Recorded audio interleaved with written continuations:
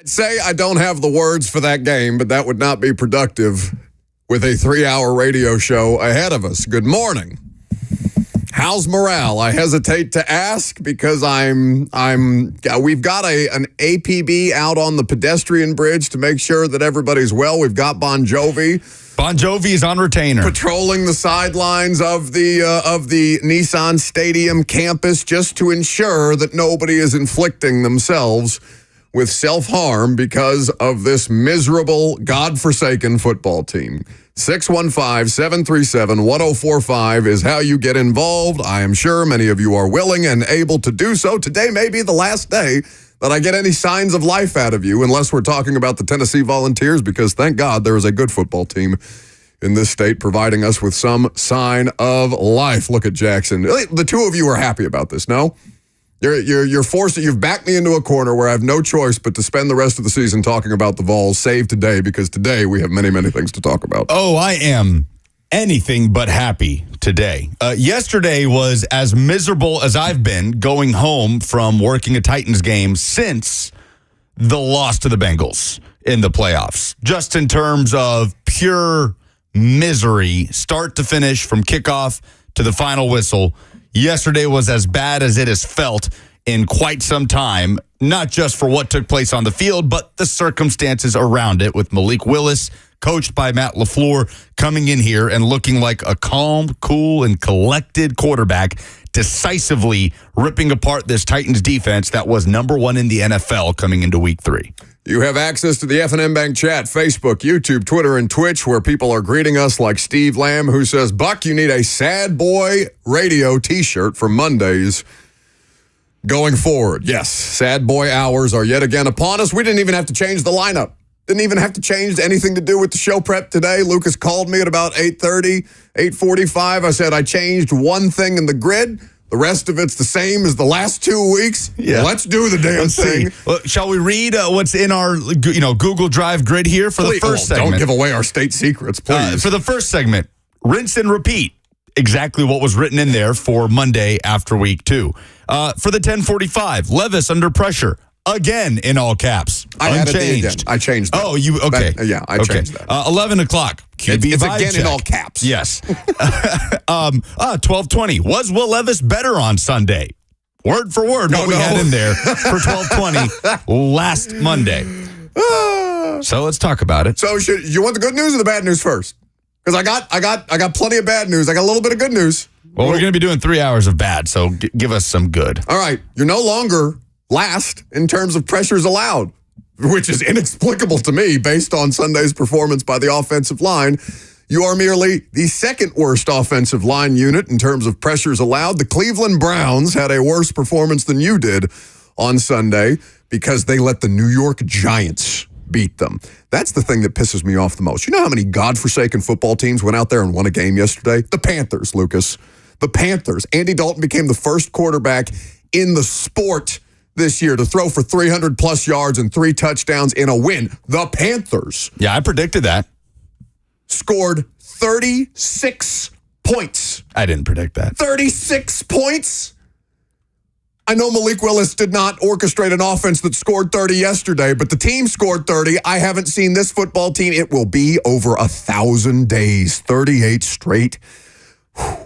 I should have worn my blood pressure monitor today just so I could show people on the F&M Bank chat just how much this irritates me, that a professional sports organization cannot even trip and fall into a 30-point performance in some way, shape, or form where I watch Malik Willis go out there and dice you up. The Titans need the Bills and the Commanders to win tonight, or the Commanders to win tonight, in order to not be the only 0-3 team in the NFL after week 3. 30-14. That's the thing. They one up themselves yesterday. How is it possible that 3 weeks in it feels worse? It feels worse. I mean, I know Chicago had like the gut punch element to it that maybe made you lose your win for a couple of minutes because of the way that he lost that game, and then the Jets game goes the way that it does, and everybody's pulling their hair out because he did the thing again or whatever. And he throws a pick six yesterday, Will Levis. He now has 7 turnovers through 3 games. No quarterback has done that in the sport since 2021. Trevor Lawrence and Zach Wilson. That is now the company that Will Levis is keeping through the first 3 games of an NFL season where you have 7 turnovers attributed to the quarterback, and he's not even the problem today. Not even the problem today. Bottom of the league in turnover differential at -7 after losing to the team that tops the league in turnover differential. Packers are +7. Please, they were bottom of the league in turnover differential going into that game yesterday. All they did was pile on. The bigger issue is I don't know what they do. And I genuinely don't know, because I saw this question asked this morning on A to Z, and I'll steal the question. Is it a bad football team or is it a bad start? Because I'm not going to sit here and make the argument that there's redeeming qualities to that football team after the one redeeming thing that they had, the defense just poops themselves yesterday. I mean, what on earth are you supposed to tell a fan base like this? You accused me of fake outrage last week because you said I was enjoying all of this. Do I seem like I'm still enjoying all of this to you? I jokingly said on Friday, if they lose to Malik Willis, sell the franchise, move them to New Mexico, wherever the Coyotes are going. Utah, right? The Utah Coyotes, no longer the Arizona Coyotes, send them out west. Just get rid of them if they lose to Malik Willis. But even I could not have foreseen a situation where Malik Willis sets career highs in passing, in rushing, in scoring against you in front of thousands upon thousands of Packers fans in attendance, because that's all that was left at Nissan Stadium in the fourth quarter. You know how humiliating it must have been for Derek Morgan? I'm not doing this to drag Titans fans or anything like that. Please understand that my outrage is on behalf of you, not directed towards you. They do the legend of the game right now at the Titans games, where they bring back a former Titan. Last week it was Chris Johnson. This week it was Derek Morgan. So the whole procedure of operation for the Titans legend of the game is they bring him out in the fourth quarter. They put him on a mic to get the crowd hyped for the fourth quarter, and they say, all right, 1, 2, 3, tighten up. I want to hear you. 1, 2, 3. So Derek Morgan does the 1, 2, 3, tighten up, and all you hear is, go, Pack, go. Go, Pack, go. And then the fireworks at Nissan Stadium go off. Yeah, unfortunately for Derek Morgan, he was brought back into a fourth quarter very reminiscent of when he was playing for the Tennessee Titans. I just don't understand how just that one singular moment in time, how all the ineptitude could be summarized that succinctly of what that football team's performance was yesterday. Brian Callahan is saying that he's embarrassed, that they're humiliated. They should be. He's an 0-3 football coach of an 0-3 football team. I looked it up yesterday during the game because in my time here, this is my 8th season covering them, I have never seen a team start 0-3. So I went back through Pro Football Reference to see when the last time a Tennessee Titans team started a season winless through the first 3 weeks. You got to go back to Jeff Fisher's second to last year, where they ended up starting 0-6 but finished 8-8. And even that team had some redeeming qualities. You had Chris Johnson's 2,000-yard season in that. You had, what was it, VY coming in and rattling off like 8 straight wins or something ridiculous to not salvage that season. They finished 3rd place and out of the playoffs, but still, like, you had some redeeming qualities of that football team. Where's the 2,000-yard rusher that's going to give you just at least something to watch? They stiff-arming people in Dallas yesterday. He looked very much like the person that I used to watch. Yeah, he was Derrick Henry yesterday, no doubt. Closing out a lead. Cowboys made a run at that. I mean, almost had an insane comeback, but Henry was phenomenal. 151 yards, 2 touchdowns. So I genuinely, somebody asked me, somebody tweeted me yesterday during the game, said, "Oh, the radio show is going to be spicy today." And yeah, I've clearly got some heat for them because this is unacceptable. It's unacceptable. They're going to open a new stadium in 3 years and have nothing to build upon. They've spent the entirety of the time selling you a product, in theory. Will Levis, Jeffrey Simmons, Brian Callahan, points, quarterback specialist, offense, all these different things, all this excitement in the lead up, and then let's get your PSLs in order. Let's make sure that you're buying in advance to make sure that you have a front row seat when this show takes the turf at the new Nissan Stadium in 2027. They got excellently produced hype videos with our buddy Jeff Venables. You can find me if you want to, with our buddy Jelly Roll, who was texting me during the game yesterday. You can find me again for that. Jelly tweeted me, said, I can't even watch anymore. I'm going to turn the game off. Text me and let me know what happens. So he's texting me and saying that I'm in a car in New York. What happened? I said, they gave up 8 sacks. They lost the game, and Malik Willis crushed them. Had a career high in passing yards at halftime. They've got all these things going for them. They're selling you all these bright, shiny things, and then the product doesn't match the marketing. It's nowhere close. In fact, it's a 15-year streak. Munchak, Wisenhunt, Malarkey, and Vrabel went the entirety of their tenures here without starting 0-3. Now, that doesn't mean that Wisenhunt was any good or that Munchak was a good coach or that Mike Vrabel shouldn't have been fired or any of these other things, but I'm telling you that you have had 6 coaches in the Titans era of football, and 4 of those dudes found a way to get a win in the first 3 weeks, to give you just something to sink your teeth into, to say, just bear with us for a little bit. Just bear with us and not. I mean, Austin Stanley tweeted out this yesterday, and I can't even refute or find any holes in his logic. 3 weeks into an NFL regular season, we've made it to the first day of fall, and they're giving people reason to do something else with their Sunday. Yeah, they're walking on some dangerous ground here, where if people aren't done or out, they're teetering, and a loss in Miami would put them there against potentially Skylar Thompson and the Miami Dolphins, who looked hapless yesterday. I can't believe they're favored. I don't know how Vegas could watch that game and favor this football team. Because they watched the Dolphins game. Well, I didn't see the Dolphins game. It was bad. I have yet to watch the Dolphins game. I heard that who's the Boyle? Yeah, they had to put in Tim Boyle. Tim Boyle went in and played some snaps. Had some good snaps. They couldn't run the ball at all, the Dolphins. But here's the thing. Tyler Huntley's in Miami. They picked him up off the Ravens practice squad. I was surprised Tyler Huntley was inactive in Seattle, but very possible we see Tyler Huntley playing quarterback for the Miami Dolphins a week from tonight. So it could be a different look for Miami than it was when they looked hapless in Seattle yesterday. If the Titans lose in Miami to start 0-4 going into the bye week, week 6 against the Colts at Nissan Stadium is going to be a sad sight. It's going to be a sad sight to see. And that's the first divisional game of the year. Yeah. Week 6. Week 6 of the NFL season. It's disgusting. It's disgusting that they continue to go out there and flounder about, and that it's gotten progressively worse through 3 weeks. 615-737-1045. I'm going to calm down during the commercial break. We'll take your phone calls. We'll actually talk about the game, because the way that they lost this game is important, because they got a hell of a lot of stuff to fix before they go. I meant to get to the good news. You want the good news?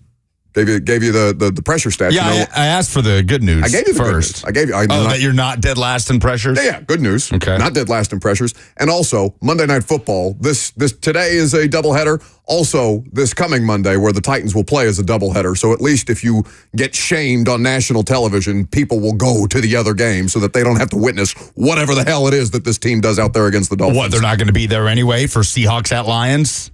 2 NFC contenders? They may have, between Skylar Thompson, Tyler Huntley, and whatever the hell this football team is after yesterday's performance, that may be the lowest rated Monday Night Football game in the history of the product. I'm Buck Rising. It's 104.5 The Zone.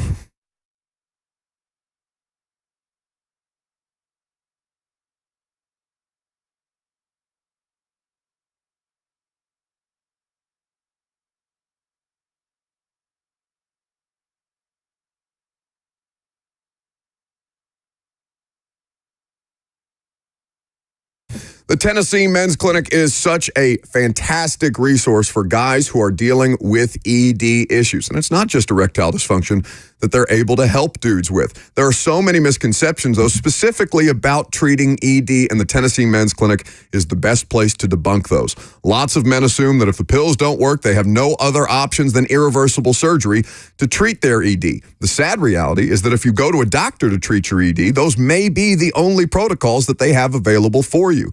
Do not go through irreversible surgery to treat your ED before you have talked to the experts at the Tennessee Men's Clinic. They specialize in men's sexual health issues. It's all they do.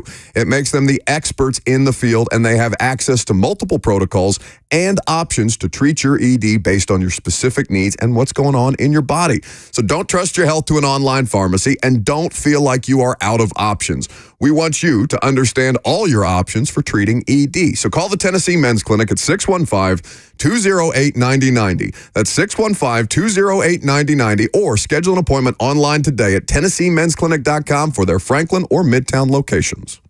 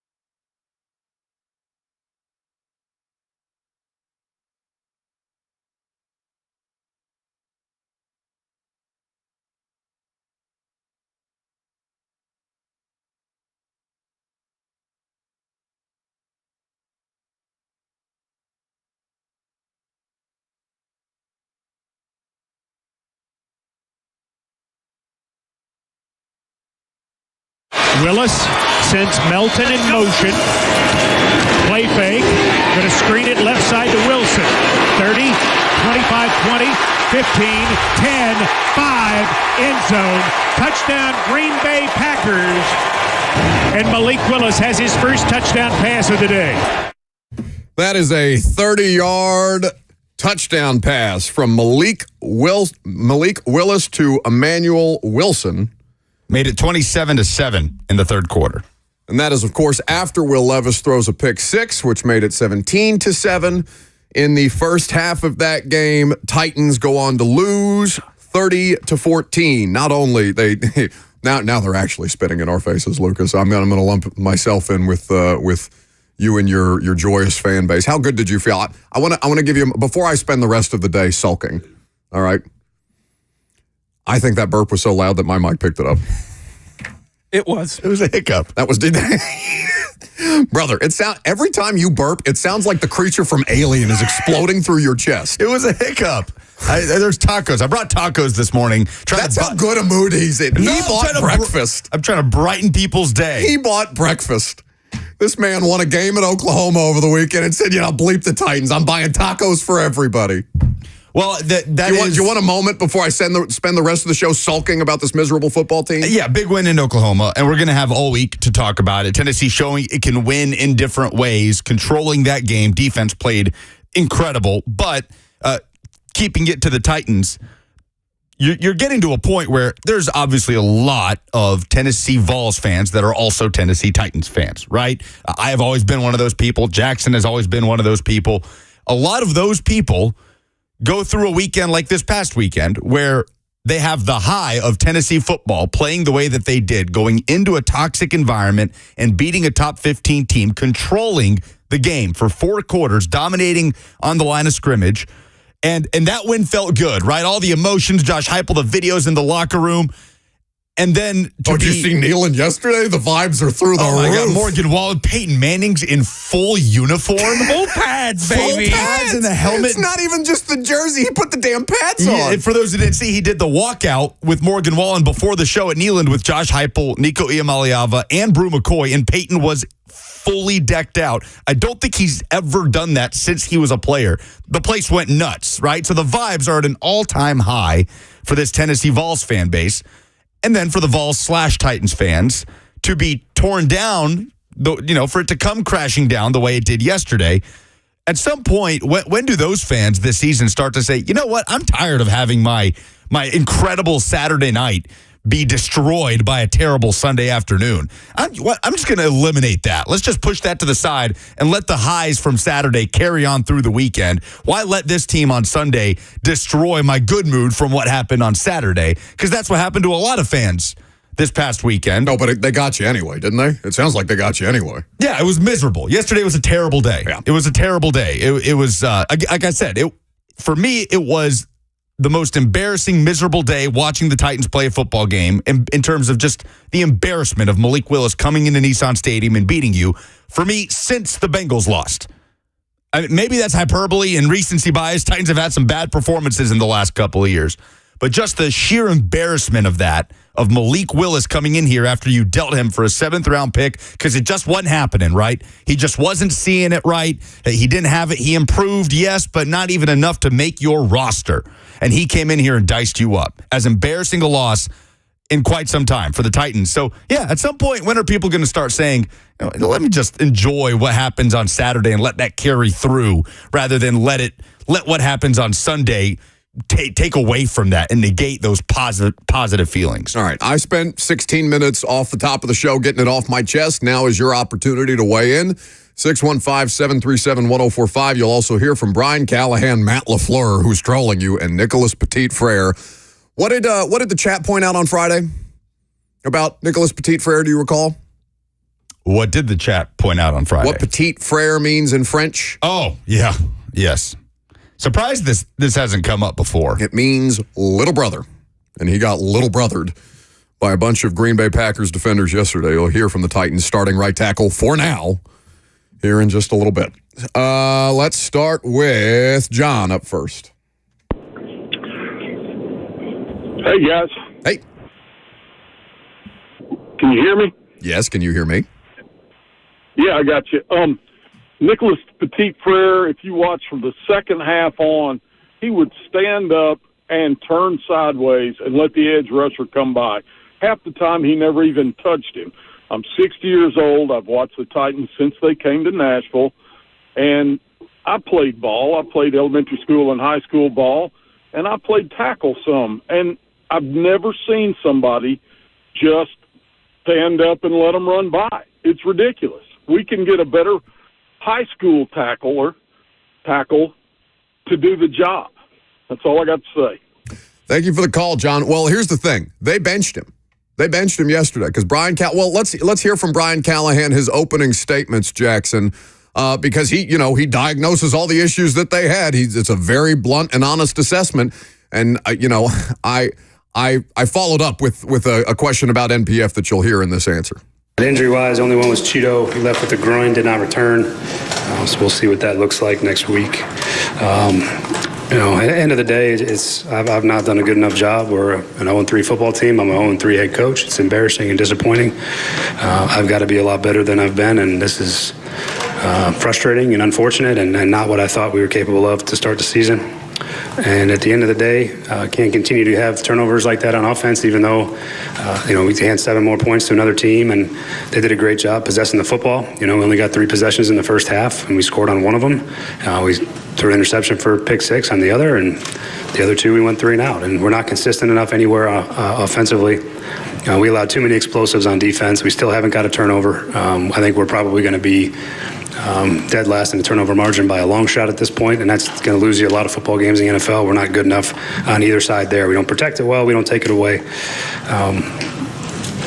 We allowed we had too many yards rushing. We had some tackling issues early. We settled down and then had to get in a drop back situation at the end of the game in the second half as we didn't find much success on the ground versus a good front, and the 8 sacks was a result. So ultimately not good enough anywhere. So Petit-Frere was not injury related? It was not. Benched. That's Brian Callahan yesterday at the podium. Here's the problem, though, because the caller brings up, well, you can find a high school tackle to do the job that NPF did. And, no, of course that's not true. Nicholas Petit-Frere is a former Ohio State football player. He does have some ability. His ability is not in question. His fight is what I was in here on Friday questioning after he said on Thursday, I got to go out there and fight. I got to be a dog, all these other things. And I'm sitting there, okay, I appreciate the sentiment. I appreciate what your coaching staff is telling you, but I do not know you to be that person. And Sunday just reiterated that thought in my head. Now, the problem is Jalen Duncan's worse. If Jalen Duncan was better, he would have gone out there and won the job. I have no love for Jalen Duncan as a football player in this particular situation if I'm a Titans fan. It could be worse. It can be worse than Nicholas Petit-Frere. Oh, sure. And that's a scary statement, but it can. And they're in trouble. They're in deep trouble with that right tackle spot at the moment. And the defense, man. What the hell? A 1-yard gain. Jamal Adams misses a tackle. It turns into a 21-yard gain. You know how many explosive plays they had? And at some point, we're going to talk about Malik Willis. Did the Titans get it wrong with Malik Willis in the noon hour? But I'm sitting here crafting a public apology for Malik Willis because that dude went out there and balled. Good for him. Good for him.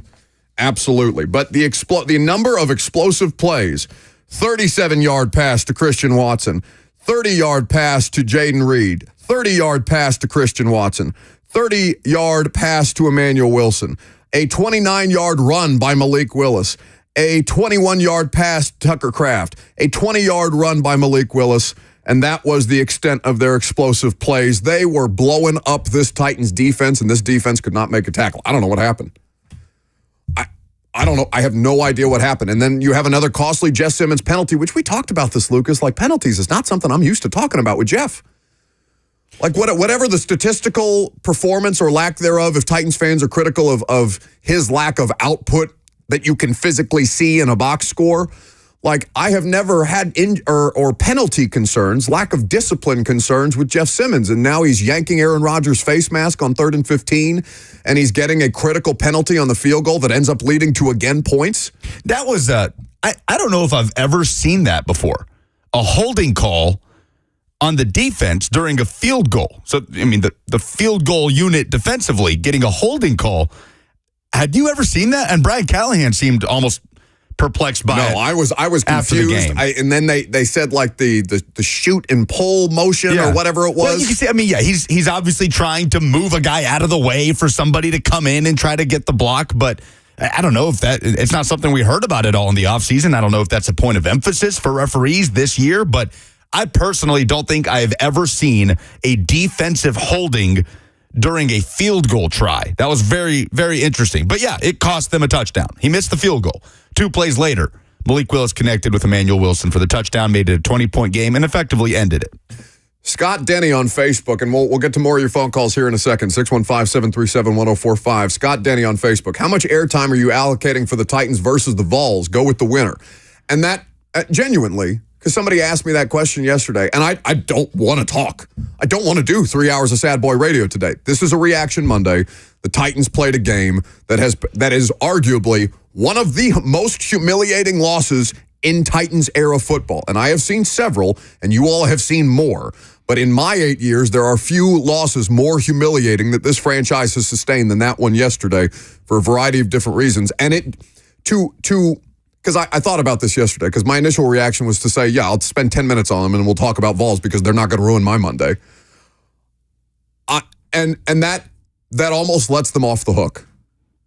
They deserve scrutiny and criticism across the board. You cannot blame John Robinson, the boogeyman of John Robinson and Mike Vrabel and Ryan Tannehill. I don't want to hear any of that today. These are Rand Carthon, Brian Callahan, Will Levis, and everybody else involved with the organization. The only constant is the ownership. And I don't know how much heat people have for Amy Adams Strunk today or the Titans ownership. I saw some people probably joking, saying sell the team or whatever. But for the product that she is overseeing, it is inept. And it has gotten worse. 14 points yesterday means that they are averaging now, Lucas, 16 points a game. 16 points a game, okay? That is a full point and a half per game less than Todd Downing and Tim Kelly during the duration of their tenures here. How? Not to beat the dead horse, but 33 rush yards yesterday is the lowest amount of rush yards in a home game for the Titans since 2015. 2015. I mean, you're talking about the Ken Wisenhunt era. At home. And now they had last year in Cleveland, they rushed for 26 yards. But at home, there's not been a rushing performance that poor in almost a decade when Ken Wisenhunt was patrolling the sidelines as the head coach of the Titans. 615-737-1045 is the number. What, did you just yawn into my ear? Am I boring you? I said 1 minute. Okay, thank you. Andrew in Portland tweeted at us and said, as a Titans and Vols fan, I'll answer your question. I started yesterday. I'm no longer letting Sundays ruin the good vibes that Vols give me on Saturday. Tyler tweeted at us and said, I'm taking back my Sundays. Just canceled my Titans season ticket renewal this morning. Did he really? That's what he said. I mean, that's Tyler with a Vols shirt in his profile picture. I'm always curious to know the percentage of people that threaten it could be versus actually doing it. Now, I'm not calling him a liar or anything like that, but that would be a very, very strong measure. And by the way, listen, this is never have you ever been able to say that I'm on the side of the fans in a lot of these situations, right? But I am never, ever going to criticize people, because I saw some people in my mentions saying, oh, Titans fans have to do better. Look how much Green Bay is in the stands or whatever. I don't pay for tickets to go to those games. I don't pay for food. I don't pay for parking. I am never going to tell you how to spend your discretionary income. Never. You're never going to hear that from me. You support the product that you feel is worth supporting. And frankly, too many people showed up to watch them embarrass themselves yesterday. Too many. When Brian Callahan is talking about we're going to make this one of the most intimidating places in the league, and they look futile. I said I was going to calm down to the commercial break. Mock Draft Monday? You want to do it? Yeah, Mock Draft Monday. Week 3? Mock Draft Monday? No. I can't do it. What do you mean we can't? I can't. They're the worst team in football. What do you mean we can't? Well, they're also in a strange spot, this fan base, because an 0-3 start naturally, and then if that were to spin into 0-4, naturally that turns into already putting your eyes on May, right? Putting your eyes on the draft process. here's the thing. Titans spent a ton of money. There are still some good players on this roster. No, they spent the most money. The most money in the NFL. They're going to keep trying to win football games, right? Like that's what they're going to do.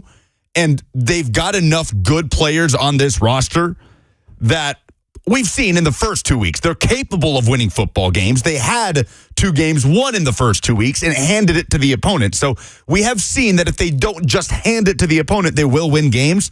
So it's an interesting predicament for Titans fans to feel like this purgatory sort of season because there are good players on this roster, yet not a feeling of long-term hopefulness. And it's a weird place to be as a fan base. Whereas if you're a Panthers fan, unless you're just all in on Andy Dalton is the future and Andy Dalton, let's do it. Let's revive the Red Rifle. But if you're a Panthers fan, maybe that's a bad example. But most of the time in this situation, you're able to look ahead to May. But they're going to keep trying to win football games. And they've got good players on this roster to do it. So it's a weird place to be as a fan. 615-737-1045. How about Bobby next? Hey. Hey. How y'all fellas doing this morning? We're good. Very upset. I'm sure we are. As a fan, what I've noticed yesterday, they showed a lot of the other side team, the Green Bay Packers, coaches in the booth who are calling the plays, offense and defense. We don't have that much. I gather that the head coach is trying to micromanage too much and need to let these guys do their thing. That's all I had to say. I appreciate it. Thank you for taking the call. Bobby, he is the play caller. So instead of going to the booth, Nick Holtz is not the play caller. Matt LaFleur is also the play caller for Green Bay, worth noting. So I don't know that the amount of times that the camera work went to the coach's box means anything. But listen, Brian Callahan is the first coach to start 0-3 since 2009 for this franchise. He gets some smoke today, too. More of your phone calls coming up next. Will Levis, under pressure again. We'll talk about it.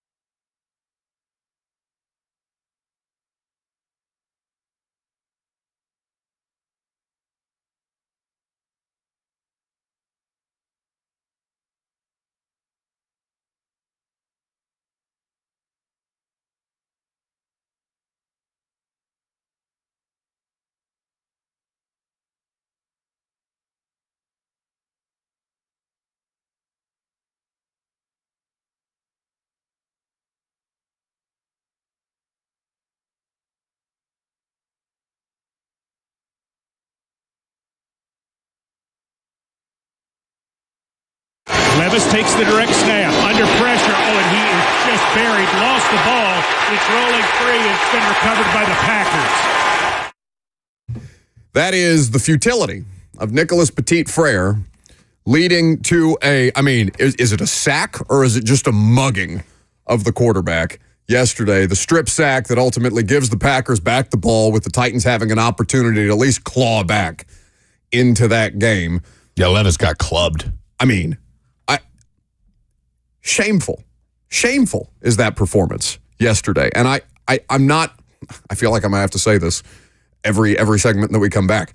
I'm not going at Titans fans. I'm going at the football team that doesn't perform, all right? Like, Titans fans may take it personally. That's fine. I hope your football team takes it personally. I hope they should go out there and show more pride and more fight and all these different things, right? You remember, and I honestly should have pulled the clip of me saying how excited I was for this season on the air. This is the first time I've been excited for Titans football in how many years? Or whatever, because they did a lot of things. There's a lot of stuff to buy into. They're checking theoretically all the right boxes, right? And still, we're talking about a level of futility that this team continues to find a way to lower the bar, and the pressure is no different. Now, because the Cleveland Browns exist, you no longer are the worst offensive line in terms of pressures allowed. You have allowed 45 damn pressures through 3 games, which is second worst pending 2 Monday Night Football games tonight. But the Browns against the Giants yesterday were particularly horrendous. Deshaun Watson, particularly horrendous.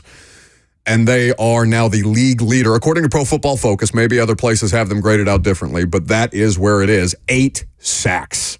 It's the worst in terms of sacks allowed. It's the worst since 2019 against the Jags in a game where they allowed 9. So even in the worst of the Diller's daily experiments, you didn't have a singular day like that. Was that the 2019 Thursday Night Football game in Week 3? I believe it was 20-7. Jameel Douglas getting ragdolled by Calais Campbell, Adoree Jackson muff punt. That was a particularly hideous game too. So it's the worst in terms of sacks allowed performance at home since 2018, when you allowed 11 against the Ravens in that 21-0 loss. But remember when we had this argument on the air after Week 1 where you said, I would have rather they just got dog walked, right? Yes. Like, I'd rather they just get blown out. Yes. Rather than, have the game and just hand it over. Say, here you go, Chicago.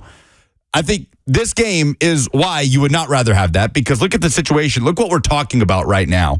To just get punked like that on your home field rather than do some good things and play good enough to win, but you don't win.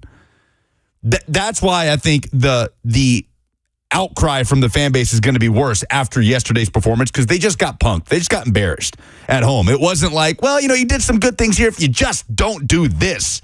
It was everything. Couldn't tackle, couldn't run the football, couldn't protect the quarterback, couldn't force a turnover, kept turning the ball over. You didn't get a blocked punt.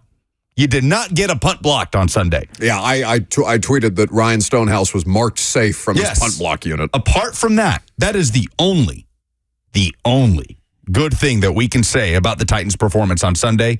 And that in totality is much, much worse than playing well enough to win, but giving the game away.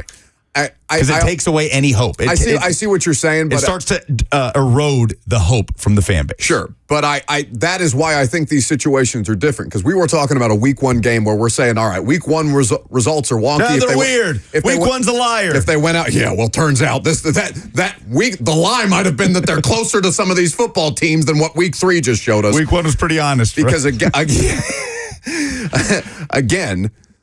I guess, and it's not just to dig in on my position, but my logic here is Week 1, if you got boat raced, okay, Week 1 is weird. A lot of things happen. There's plenty of football teams in the NFL shaking off the rust. Week 3 is far more of an indictment of them. That's what I'm saying. Yeah. That it feels worse because it's gotten worse. It has gotten worse. I came out of the Chicago game looking at the Levis play, and I can't believe we're an hour into the show and I haven't even got to the quarterback yet.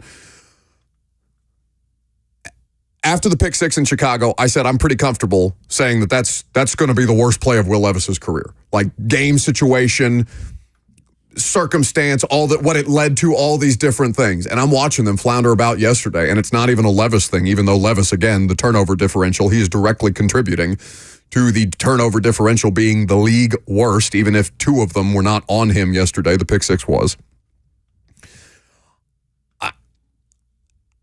I want to provide an explanation for what is happening here, and I cannot in any way, shape, or form explain what the hell that was yesterday other than you're a bad football team. Now, the question becomes, because 0-3 does not, again, it's not the end of the world. I saw DeAndre Hopkins tweeted something about the Super Bowl isn't won in September, and he deleted the tweet, so I don't know what the full context for it was. And I get his point, right? Like, it's September the 23rd, but the fact that we're talking about an 0-3 hole and a bunch of how many teams won a football game yesterday that are sorry football teams? The Carolina Panthers, the New York Giants, Baltimore Ravens got off the snide. How many? There was a bunch. Ravens were never in that category. No. But the Broncos won a football game yesterday. Like, there's a bunch of teams that can at least fall backwards into a win in the first 3 weeks of football, and this team squandered the first opportunities that they had to fall backwards into a win. Colts won a slop fest. Oh, the Colts against the Bears. And you mentioned the Giants beating the Browns in Cleveland. Yeah. 615-737-1045 is the number. Let me hear from Nicholas Petit-Frere. I don't know if he's public enemy number one today, but Titans fans certainly have no love for him. Let's hear from the current Titans starting right tackle. I mean, it's disappointing. Like, I want to take personal accountability for myself and for the O-line. Just not good enough. And it's hard, to play like that, to not be at your best. And it's something that I got to figure out, that I got to play better, and I got to do for me to elevate the team and make the team better. Because as a team, as the O-line, it's all five of us, but each one of us has a responsibility that we need to do for us to prepare, for us to get at our best when it comes to Sundays, whatever day we play, and I feel like I wasn't there. That is Nicholas Petit-Frere describing his performance. We have the Pro Football Focus pressure numbers out. I will go to the Week 3 report and pull up NPF's pressure numbers here. Surprisingly, he did not lead. Again, according to Pro Football Focus and how they grade these things out, you want to take a guess who led them in pressures? Pressures allowed? Allowed yesterday? I guess because you're asking, it's not Nicholas Petit-Frere. It's not NPF. It's Skoronski. They have him credited with 4 pressures, 2 sacks, 2 hurries. Duncan and NPF tied for second worst. Duncan allowed 2 pressures on, he had 19 total snaps, 1 sack, 1 hurry. NPF 1 sack, 1 hurry for 2 pressures. So Skoronski not covering himself in glory. NPF and Jalen Duncan. Jalen Duncan is worse than NPF. I know you don't want to hear that, but this is the problem. Yeah, you have no choice. Meanwhile, J.C. Latham just doing his job. J.C. Latham improving. There is your one moment of positivity. I may be talking about a tackle all offseason, but it's not going to be a left tackle because that guy's okay. But it is, because when we were talking in the break with Robert in here about you just cannot function as a high-level winning franchise if you don't draft well. There's just no way to meaningfully compete in the NFL if you don't draft well, right? So, yes, it is a positive sign amongst all the bad that your first-round pick at left tackle that you had switch over from right tackle, which you played in college, has been a bright spot. Hasn't been perfect through 3 weeks, but does seem to be progressively better and was not one of the issues in a historically bad performance by the offensive line yesterday. You ready for our weekly quarterback vibe check? I guess. It's next.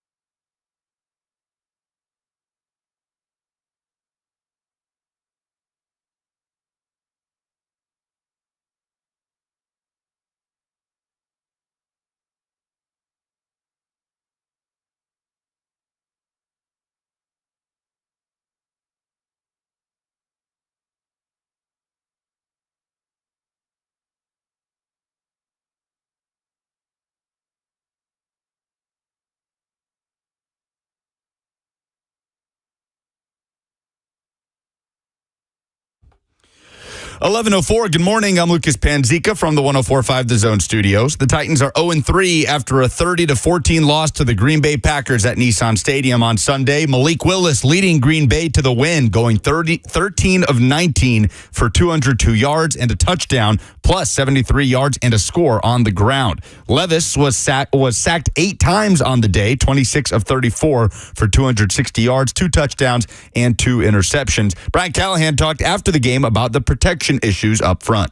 You know, we got ourselves to some 3rd and longs in a spot where I didn't feel like just calling a quick game on 3rd and 14 just to get the ball out. I was trying to be competitive. The game wasn't over. And so we were in some tough spots for pass protection in general. When you're in 3rd and 12 and 13 and 14, it's difficult. Tried to call a couple screens and those didn't work. Those didn't get off. But yeah, it's frustrating. Brian Callahan will meet with the media again today at 11:30. The Tennessee Vols head into their bye week at 4-0 after a 25-15 win at number 15 Oklahoma on Saturday, moving Tennessee up to number 5 on the AP poll. For all your foundation repairs and waterproofing needs, visit USSTN.com. Breaking news at once on your home for the Titans and Vols. This is 104.5 The Zone.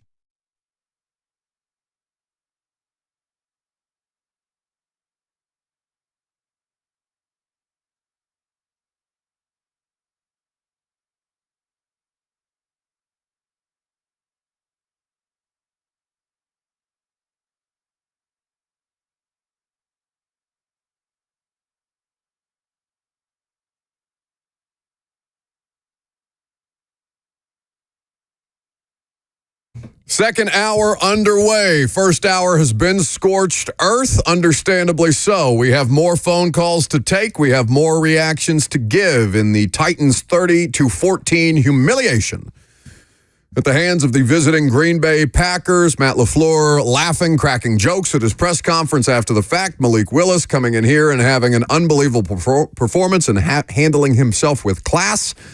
For those of you like Vidal Harris, who is in the YouTube chat, you can interact with the show, Facebook, YouTube, Twitter, and Twitch. He says, "Where are the Malik haters now? I told you so." I have a public apology prepared. At noon today, I will issue that for the Green Bay Packers quarterback because he deserves absolutely every bit of praise that he is getting for setting career highs in passing, rushing, and scoring against the team that cast him aside for a 7th-round pick and that he went out and pantsed on their home field yesterday, 30-14. Your phone calls are welcome, 615-737-1045. That's how you jump in. Brian Callahan's press conference is at 11:30 today. We're going to carry that live? Question mark? Do we have to? Yeah, I think we hear from the head coach. I don't. That's a legitimate question, though. I mean, seriously. Like, I told you, I'm not doing more sad boy radio. We've got a winning football team in this state. The Vols won a huge game. It may not have been pretty in the fourth quarter in the second half, but they won a huge game in Oklahoma on Saturday. It will completely negate my relevance as a host here, but I will do the pivot to college football for the remainder of the season if it's going to be this bleak. I'm not necessarily going to push back on Jackson's idea if people want us to stop carrying the press conferences. I'll consider it. We could get to that point, sure, but today is not the day. Today we carry it. Yeah, I want to hear Brian Callahan. Today we carry it. And just his demeanor, as the losses start to stack up, right? We talked so much about, how open and forthcoming he had been since he got hired here throughout the course of the honeymoon phase. And he's still been open and honest. There's not been a question he hasn't been willing to answer. But just his demeanor in front of the media, how he puts across his message at 0-3, the worst start to a tenure in Titans head coaching history, will be interesting to me. All right, tell me if this is not the dumbest comment that we've gotten in the 4 years of the radio show. Sam Coleman on YouTube says, has there been one single critical statement made against the coaching staff or organization on this show/radio station? No. You just keep pointing out the obvious, that the team looked bad. I will open it to the floor. Is that the single dumbest comment that we've gotten in the history of the radio show in 4 years, going on 4 years of being on the air? We've had some dumb ones. The internet is a stupid place. It may not be the last dumb one that we get. But is that the dumbest comment that we've gotten in the history of the radio show? Because I don't know what I just did for the last hour unless I blacked out and just completely Just went into la la land in my head. I don't know what the hell the last hour was, if not just absolutely tearing this thing down to the studs and threatening to send them to Utah. I mean, that's somebody looking for somebody to come on here and say, fire everybody, right? And Brian Callahan was a terrible coaching hire, and Rand Carthon doesn't know how to draft. That's what that comment is wanting, right? To go all the way to that side of the spectrum, where the reality is they're off to a dreadful start, and there's a lot of people to blame. But to me, that's just what that's wanting. Yeah, sure, which is dumb. It's stupid. Because you know what? You're still paying John Robinson to go away. You're still paying Mike Vrabel to go away.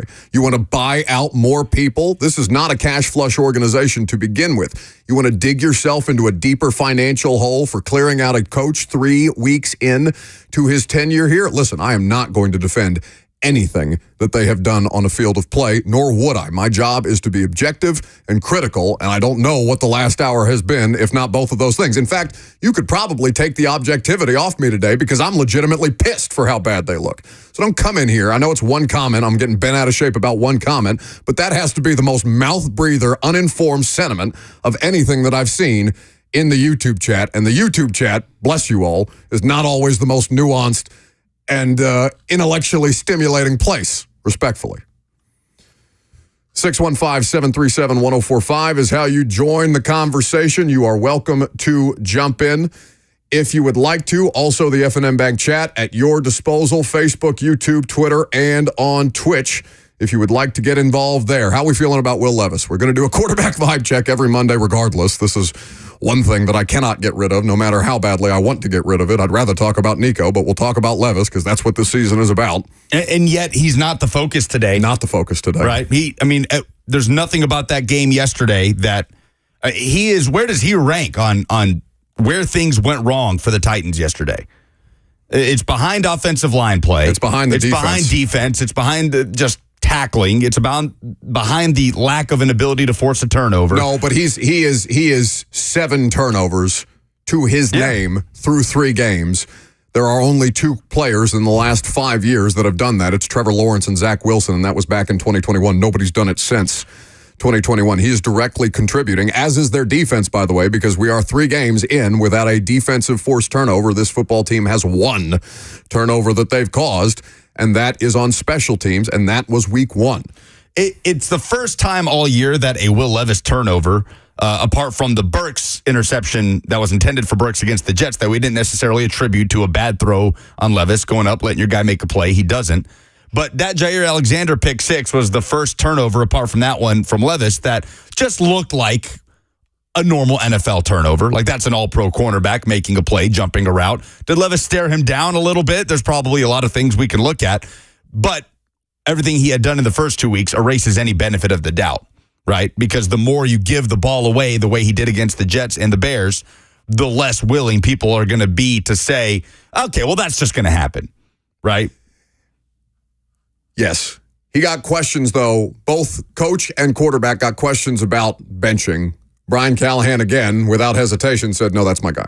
Like, that's who he's riding with. That's who the quarterback is. Now, they have one more game before the bye week. There's nothing to me that outright says that he needs to keep his job, Will Levis, other than they need to figure out whether he is salvageable or not. And I don't know if that's the problem. That is the damn problem with this. That's why I fear getting Marioted with this again, because you can't evaluate him. How the hell am I supposed to evaluate him under this much duress? Now, I will tell you that his lack of pocket awareness in a behind an offensive line situation like that, he doesn't help. He doesn't help because some of those he's just getting, crunched.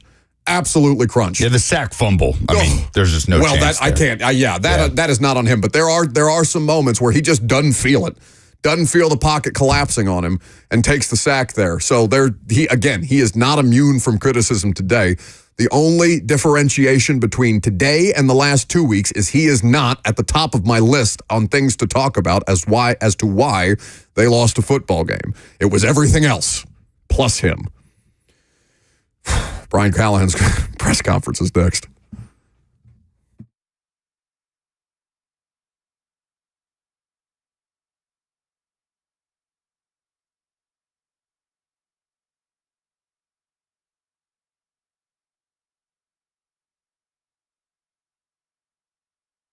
Martin Lawnscapes is the best if you need landscaping, if you need hardscaping. In fact, they're at my home right now doing that exact thing for me. Lee and his crew are the best in the business.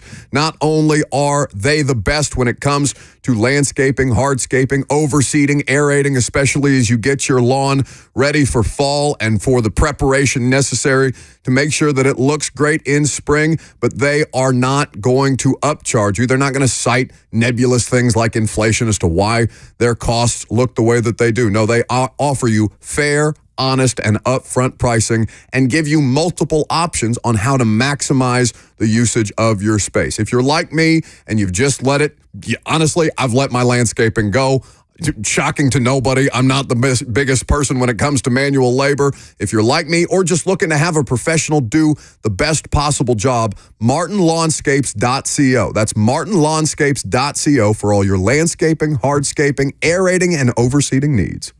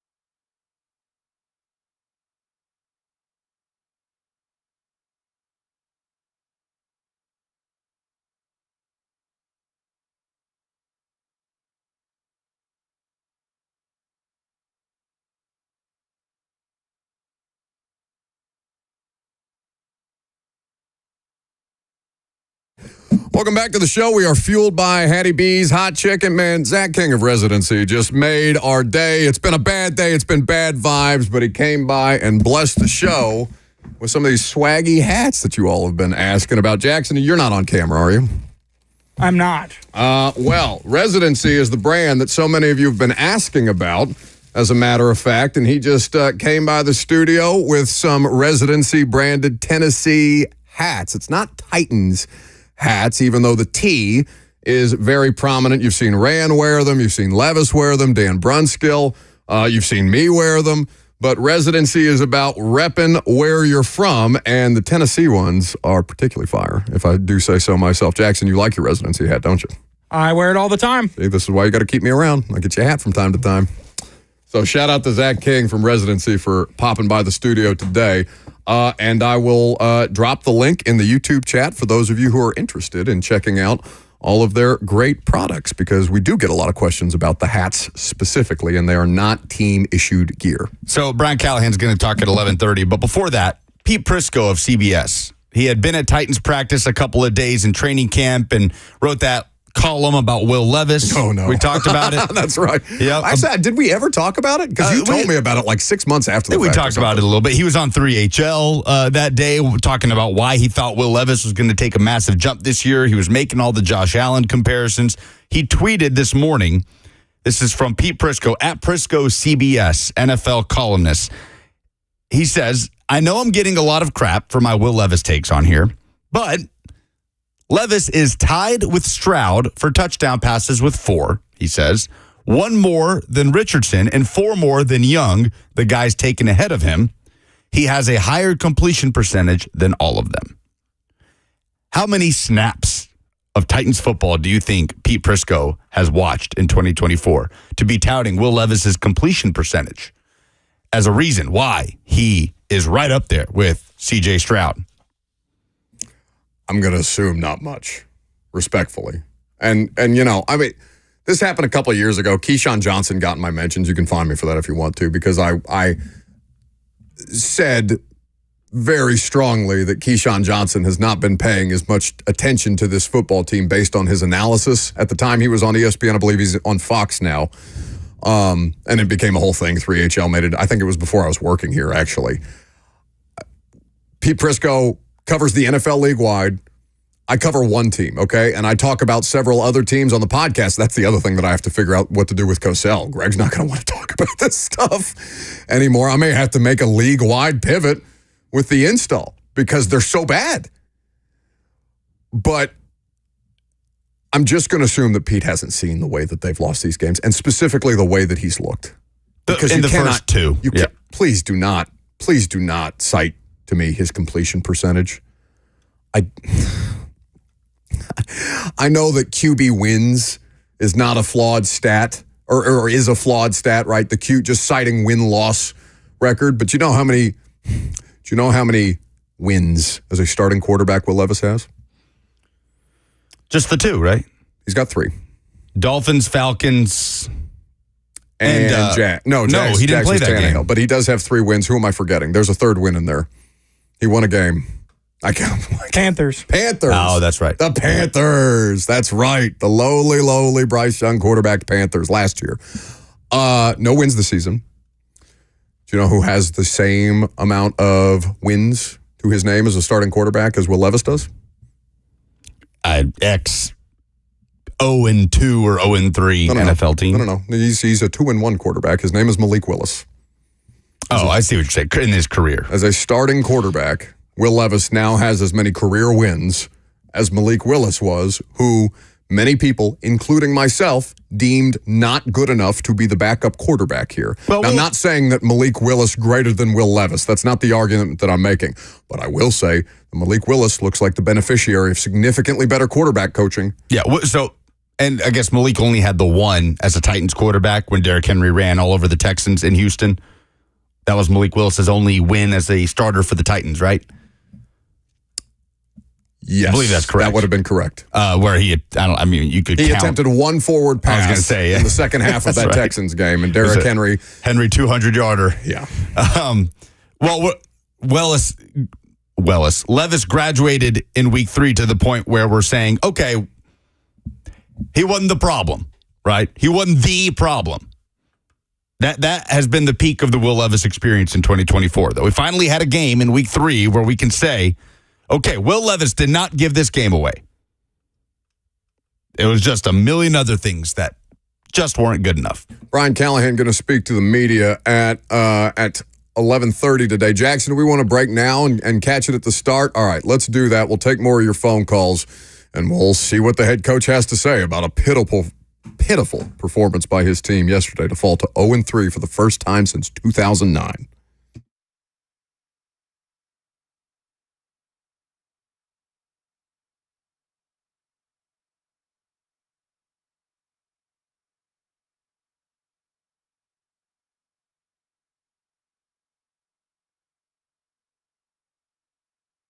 I love things that don't let me down. Football may let me down from time to time. In fact, more and more as of late. But what never lets me down is the Two Rivers Ford team. They have been upholding the standard for over 4 decades. Here is a locally owned and operated dealership here in Middle Tennessee, and they are the best in the business. Award-winning customer service, quality American-made Ford vehicles, a customer buying process that adapts to how you like to shop, just like the best teams do. And best of all, their sales team is non-commissioned, which means they make a paycheck whether they sell you a car that day or not, which means no pressure on you throughout the course of the car buying process. It's just fast, easy, and fun. You can go to the dealership and check out all of their inventory, new or certified pre-owned. You can shop online if you like to. If you don't have the time to head out to Mount Juliet, you can custom order your Ford the way that I did and have it delivered right to your door like an Amazon package. No matter how you like to shop, Two Rivers Ford always goes above and beyond. It's why they're the South's most trusted Ford dealer. Two Rivers Ford in Mount Juliet or online at tworiversford.com.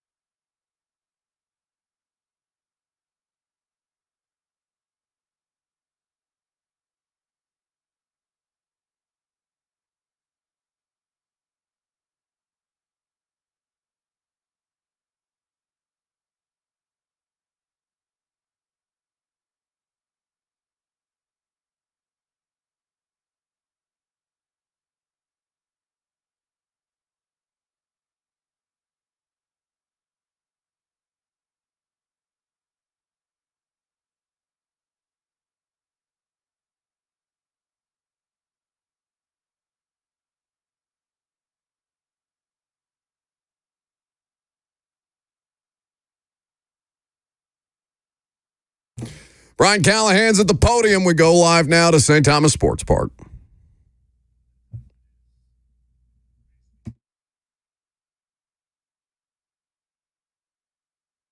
Missed some time. Jeff's got an elbow. Simmons has an elbow issue that's probably day to day. So we'll see what that looks like as the week goes. Thankfully, we have an extra day this week to get ready, and we're approaching our bye week already. So that's probably positive in that regard. But other than that, normal nicks and bruises from the game, and we'll see where we are when the Wednesday report comes out. But those are the only two of note that should show up. Guys, possibility for Cheeto? Definitely a possibility, yeah. Who are some guys you expect to step up in his absence? Jarvis. Yeah. Jarvis has to come. Jarvis has got to play a little bit as he got hurt. But yeah, Jarvis will be the one filling in for him. We'll obviously have to elevate a DB. Probably Trey Avery will get moved up. So we'll see. There's a couple different ways and to see how that's going to shake out. But we're going to have guys step up. As you look at where your team is, and I'm sure there are a number of things you want to fix, what's the number one thing got to get done to start winning football games? Not turn the ball over. That's clear as can be. I mean, we're last in the league in turnover margin. We're -7. And that doesn't count the block punts. So that's, to me, in my mind, that's -9 in 3 games. Of those 7 turnovers on offense, 14 points directly went back the other way. One of the punts directly went back the other way, so that's 21 points. I think we've lost 2 games by 7 points and 1 by 16, and there's your margin. That's a really, really hard thing to overcome, the volume and the frequency of them and how crushing they've been. If even that sack fumble, we're on the 30-yard line. It's a 2-score game. It's even if we get a field goal there, or at least it's a 10-point game at the top of the fourth quarter, and it feels a little bit different. But then we get sack fumbled, and the ball gets turned over again. So, and then we haven't gotten a single turnover on defense through 3 games, which is I've not seen that very often. They just can't get it to break our way right now. Can't get the ball out. Part of that's because in this game they were able to control it pretty well, but. Yeah, if you want to look at one single thing right now that's getting in the way of us winning football games, that's turning the ball over. And most of the teams down there with us in the margins, if they're down at -7, 5, 4, 3, most of those guys are probably 1-2, 0-3, whatever that looks like. So the turnover statistics in the NFL are glaring. It's not a mystery. You're in a plus. You're well into the plus. You're usually a playoff team, and you're deep in the minuses. You're usually not very, very good. And that's just the way it is. So, in talking to various guys about the different issues, and it's even different position groups, do your job keeps coming up, but now the word accountability is starting to as well. As the head coach, how do you make sure that these guys can better hold each other accountable, and how are you going to hold them accountable as well? Well, I think we hold accountable every day. I mean, that's our job, to be able to correct and coach and teach, and then. Again, we're trying not to repeat mistakes. And look, I think our guys hold each other accountable. I don't see that as an issue. And sometimes when you're losing games the way we've lost, those are just things that come up. And there's got to be something that has to be different. And that's ultimately starts with me. And whatever that looks like, whether it's accountability, whether it's coaching, whether it's position coaches, whatever it is, it's something that we got to find. We got to find some answers to, because it's not gone the way we thought. To be in maybe a competition at right tackle, or you need Nick to settle in and play better, and still going to trust in him? Yeah, we'll see. We'll let those guys play it out. I think that really at the core of the game yesterday, Nick played well enough, but his 3 real bad plays were real bad plays, and that's sort of what the issue is it's the consistency, and we'll see. I'm not going to make any commentary on that. Until we get through a week of practice and see where everybody's at. But, after that sack fumble, it was just we needed to make a change in the moment in the game. And I'm not going to say that it's a permanent one or anything like that. But, we just needed something different at that point. He was obviously under a ton of pressure there, especially in the second half. But is there anything on maybe some of the plays that he can do better to help himself in the pressure situations, or did you just see it as he really had no chance? There's a couple, we got off schedule. I mean, some of those 3rd and longs. Look, Could I save him a sack and throw a quick game and be short of the sticks and punt it? Yeah, I can do that. I could definitely do that. But I just felt like I was trying to push the ball and see if we could make something happen. The game wasn't over in my mind, and whether that's the right or the wrong thing to do, we'll figure that out. But those ones at the end of the game were tough. There wasn't a whole lot he could do with those, and those aren't on him. There's probably one or two in the game that we could have done a better job all around, and it's not all on Will either. But yeah, there's just, at the end of the day, it's just too many. I mean, we can't take that many sacks, and I got to do a better job of putting us in a better position to not take those sacks. But when you get up against that front has kept a lot of teams in 3rd and 7+ over the course of this season, and they're good. And we didn't answer the bell very well, and the being down 2 scores doesn't help either when they know you got to throw it. And you like to play the lead against a team like that, and we did not get that accomplished. Last week that before this game, that Traylon was one of the best graded receivers in the room. He had 1 catch for 2 yards. Now he's got 2 catches for 11 yards. What's it take to be a highly graded receiver if you could do that little at your main job and rank that low? There's a lot of things that go into that. There's the blocking component. There's the route component. But yeah, I mean, I'm not going to sit here and tell you that he does his assignments, but he hasn't made any plays on the ball yet, and that's their job. So yeah, as far as doing his job and what's asked of him in every play, yeah, that's part of it. He's done that well. But when the balls come to him, we haven't made enough plays, and that's for the offense as a whole. That's not just Traylon. We haven't made enough plays on offense to score more than 17 points. Guy that's getting looked to on a deep double as opposed to Calvin, who you guys paid a bunch of money for, and that you've talked about being the Sure. Yeah, that's a fair question, and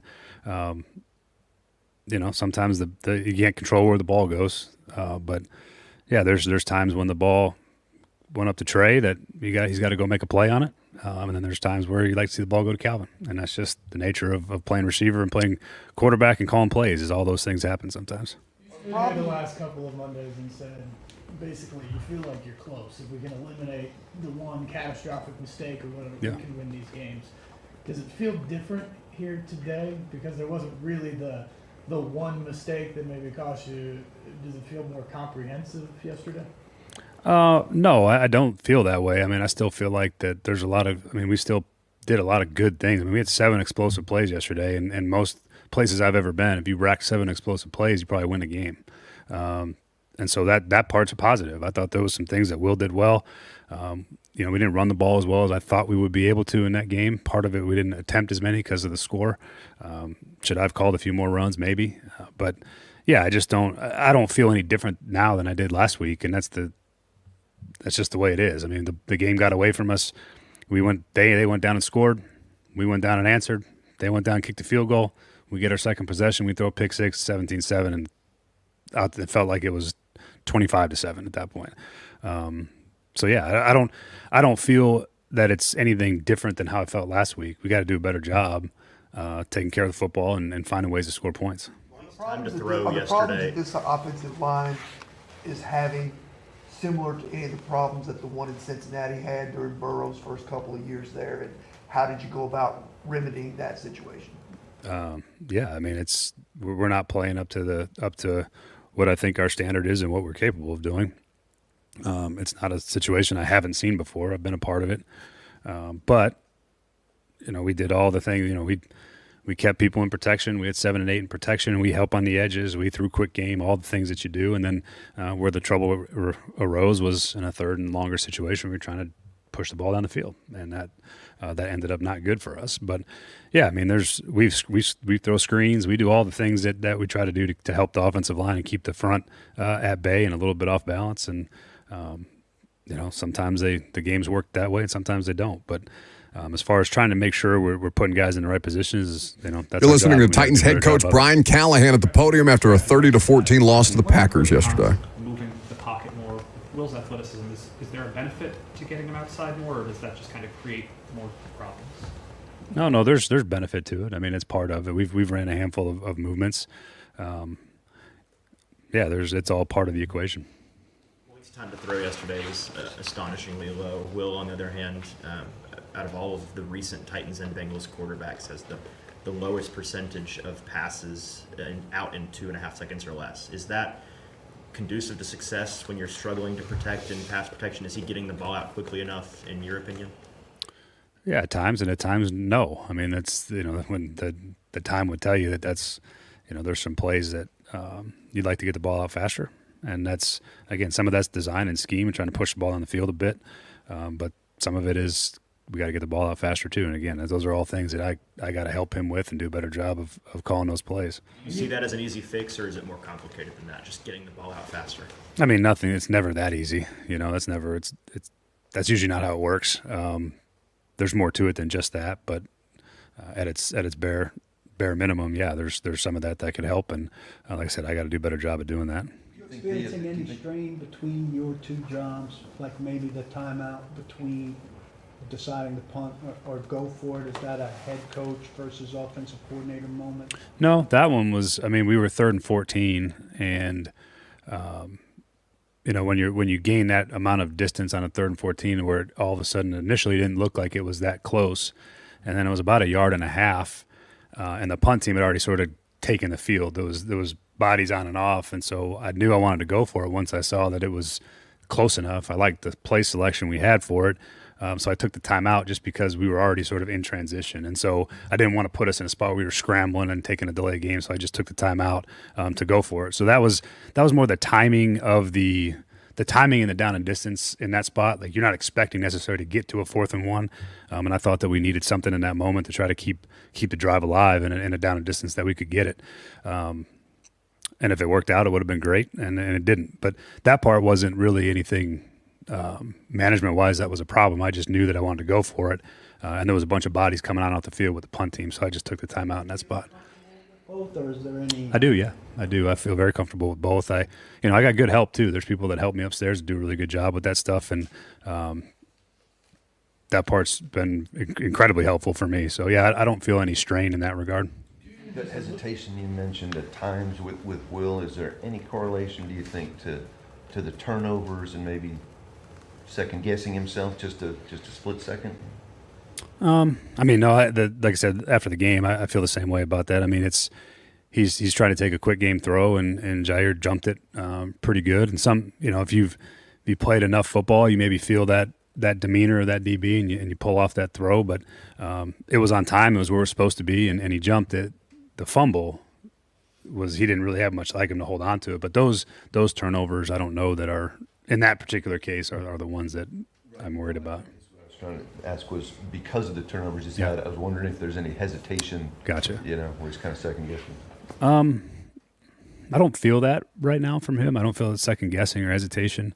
Two of the plays on 3rd down that were challenging is that they hadn't, limited sample size of tape. They hadn't shown any 11 alert coverage on 3rd and 7, so we called the zone play for him. We got man coverage, and so it forced them to hold the ball. They wouldn't have anything open. It wasn't designed to beat man, and that's one of the sacks we ended up taking. So it looks like he might be hesitant, but really it's because it's, we don't hit on the coverage versus the play, and he didn't have a good answer.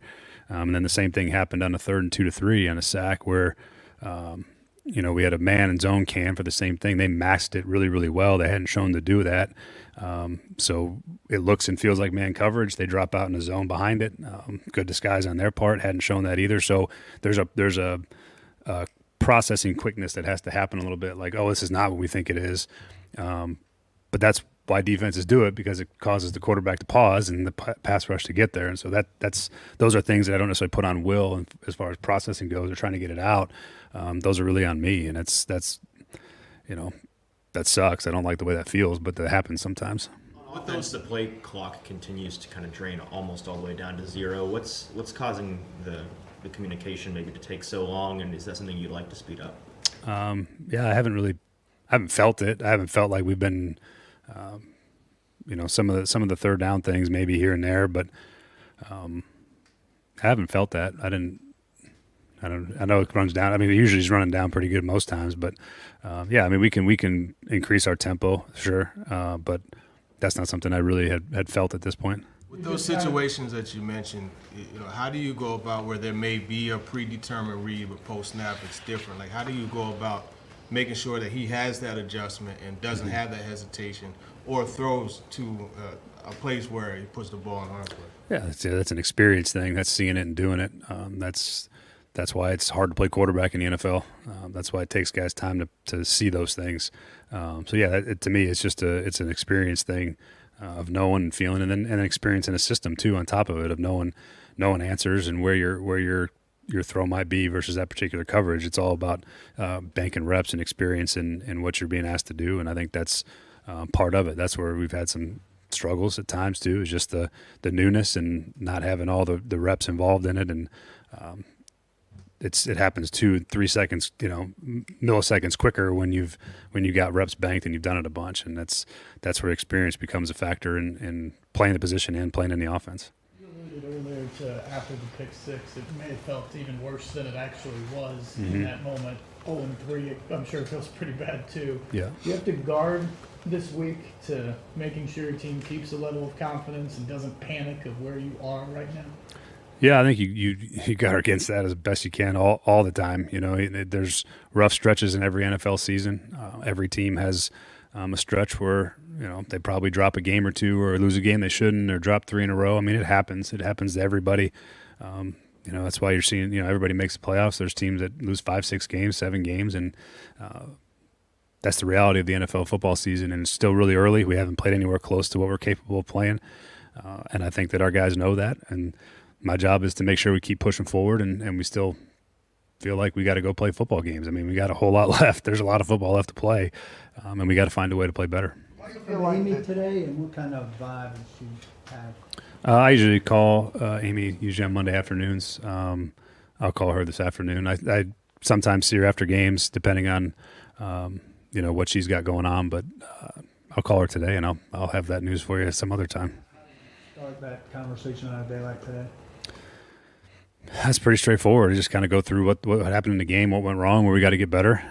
Let her ask questions that she has, and that's just kind of how, to me, for good communication works. And we've had great communication so far through all the things up to this point, and I don't think that'll change. So, pretty normal operation. Who are some of the people that you're leaning on right now? All the guys that work here. We got really good coaches and guys that have been around a long time. They've seen things like this before, so. There's obviously helps to have my dad here. He's done a lot of this stuff.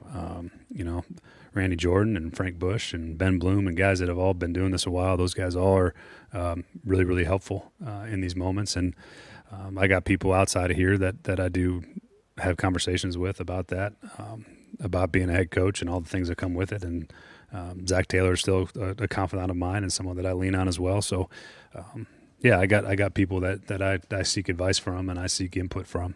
Is there a reason that you can kind of put your finger on as to why this team is things bogged down, especially the second half and especially the fourth quarter? No points in the fourth quarter yet this year. No, I can't put my finger on it. We try to keep staying aggressive offensively. We were in position to score points there at the top of the third, turn the ball over. But yeah, you're going to have a hard time winning the NFL if you can't win the fourth quarter. That's where most of these games are decided anyway, and we haven't done a good enough job of that, and hence we're now at 0-3. We haven't won a game. So that part of it is it's critical. You got to be good in the fourth quarter, and we haven't been. It helps. Go ahead. You said it helps having your dad here to lean on. I'm curious, after the offensive line has a day like it did yesterday, what are those conversations like with your O-line coach, given the unique relationship that you have? Yeah, just like every other offensive line coach in the league. We evaluate what went wrong and why and where. What do we have to do to fix it? What do we have to do schematically to help it? Those are all things that are normal course of conversation amongst our entire offensive staff, but certainly between him and I. And that's what our job is, and we got to find a way to get it better. I'll go back here. Similar question, though. Dad obviously has a greatly deserved reputation for what he's done with the offensive line. Are you surprised that we're not seeing a quicker impact with this group so far?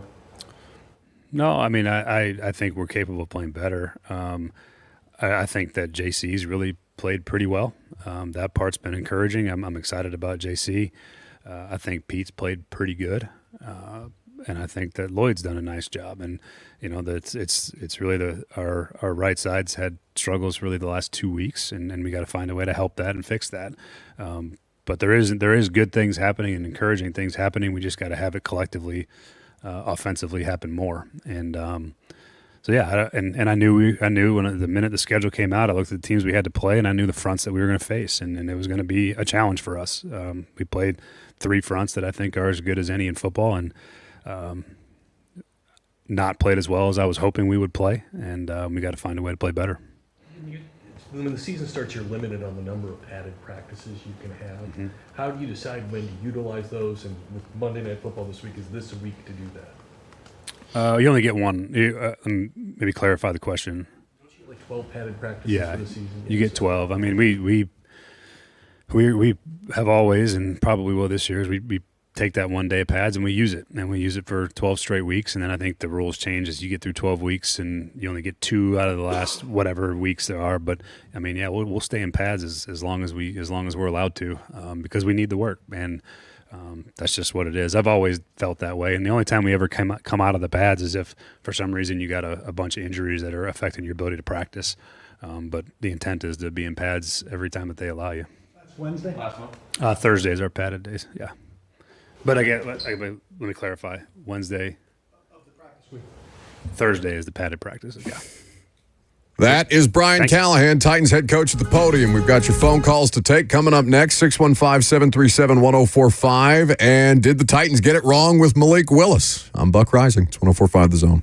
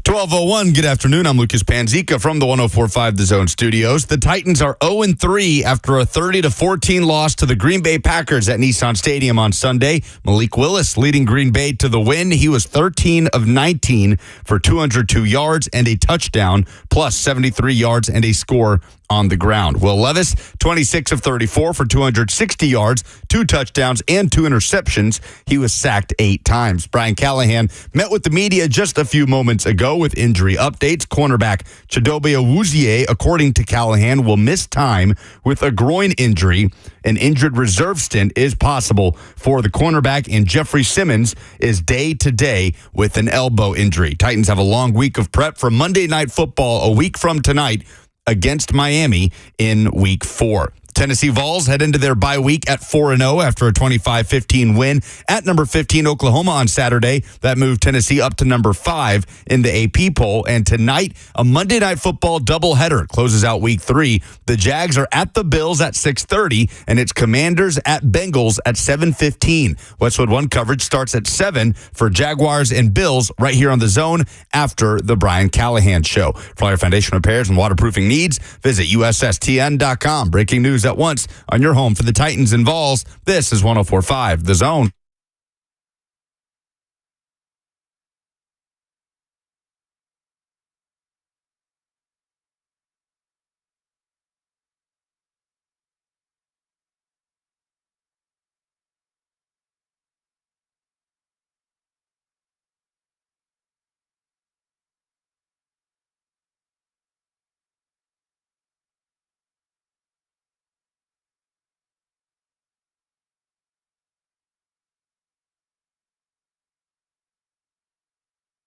Final hour of Sad Boy Radio for the day is upon us. Congratulations to all. You made it.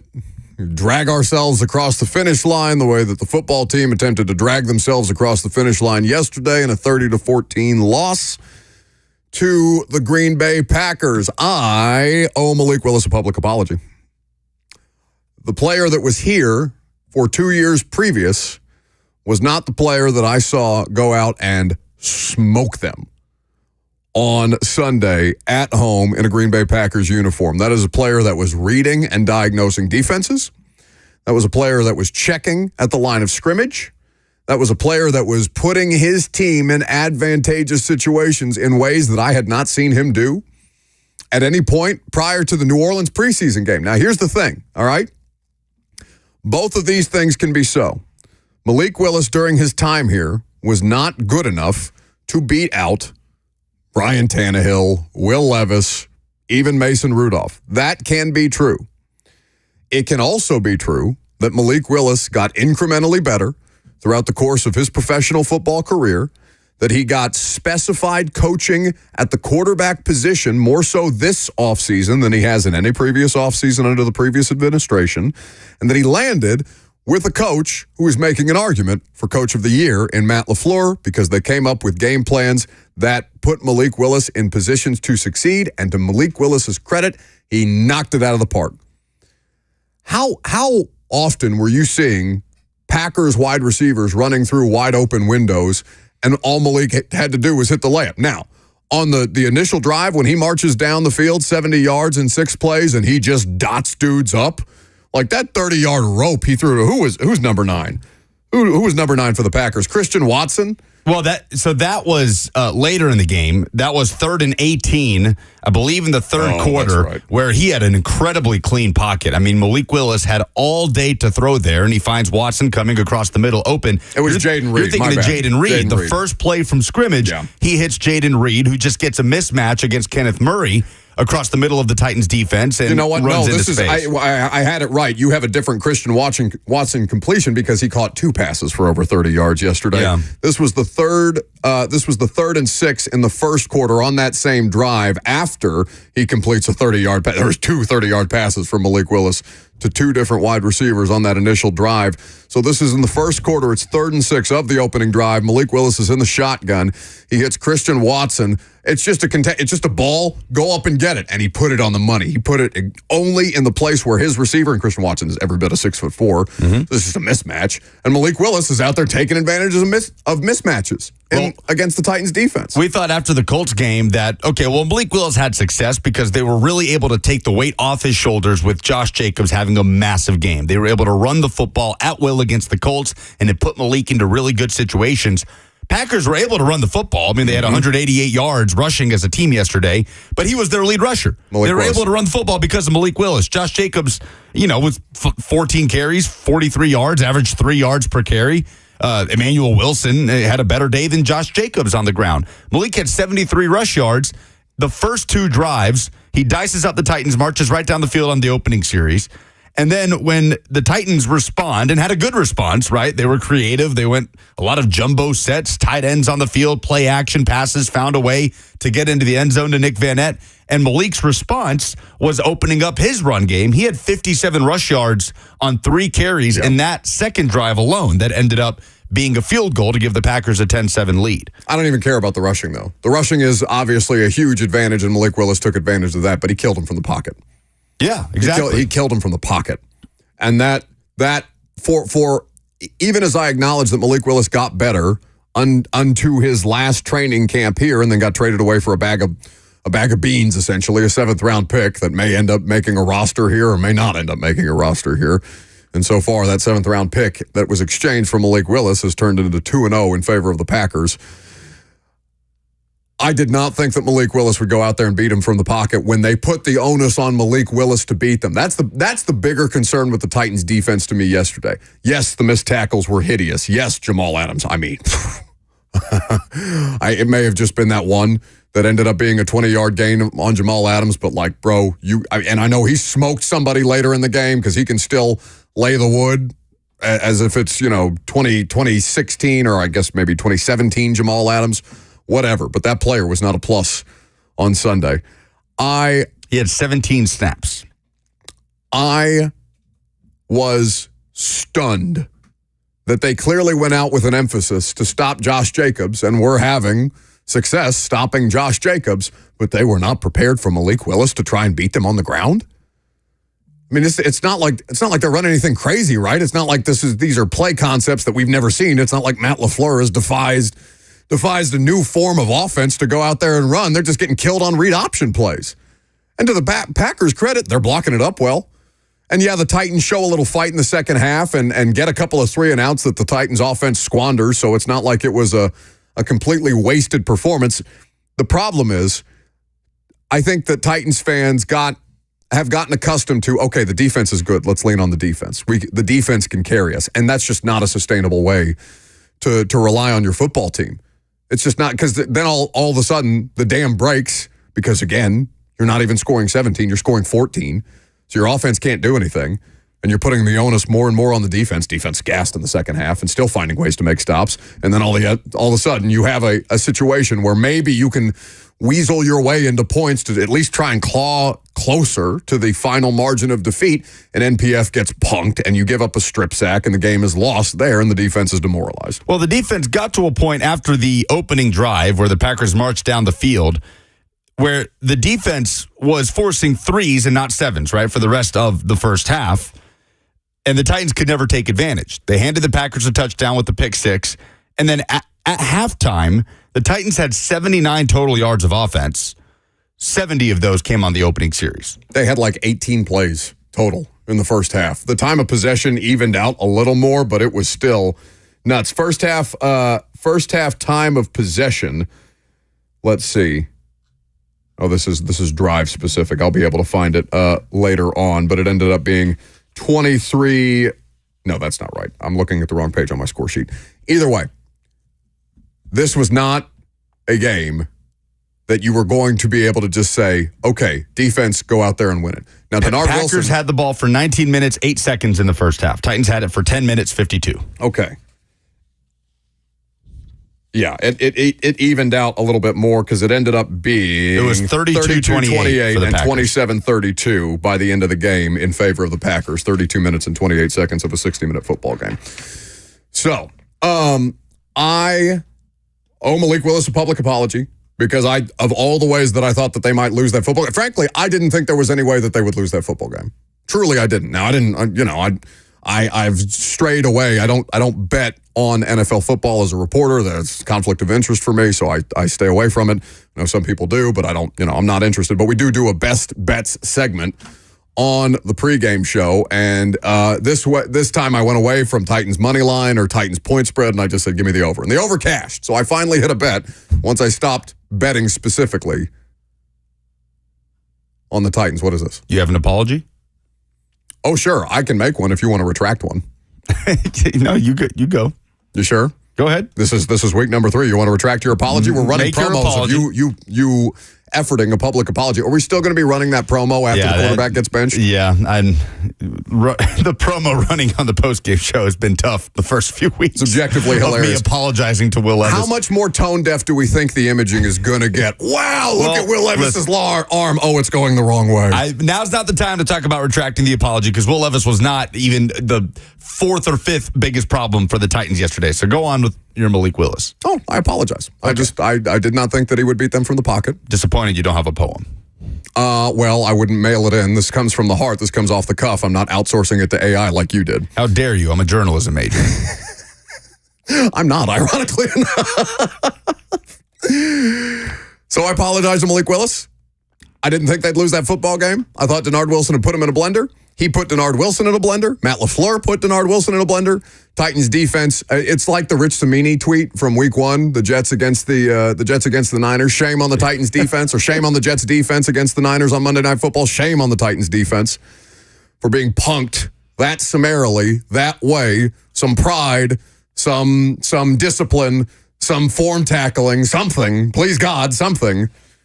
So that you don't get embarrassed by the guy that you traded away because he wasn't good enough to be the 3rd quarterback on your roster and you got a 7th round pick out of him.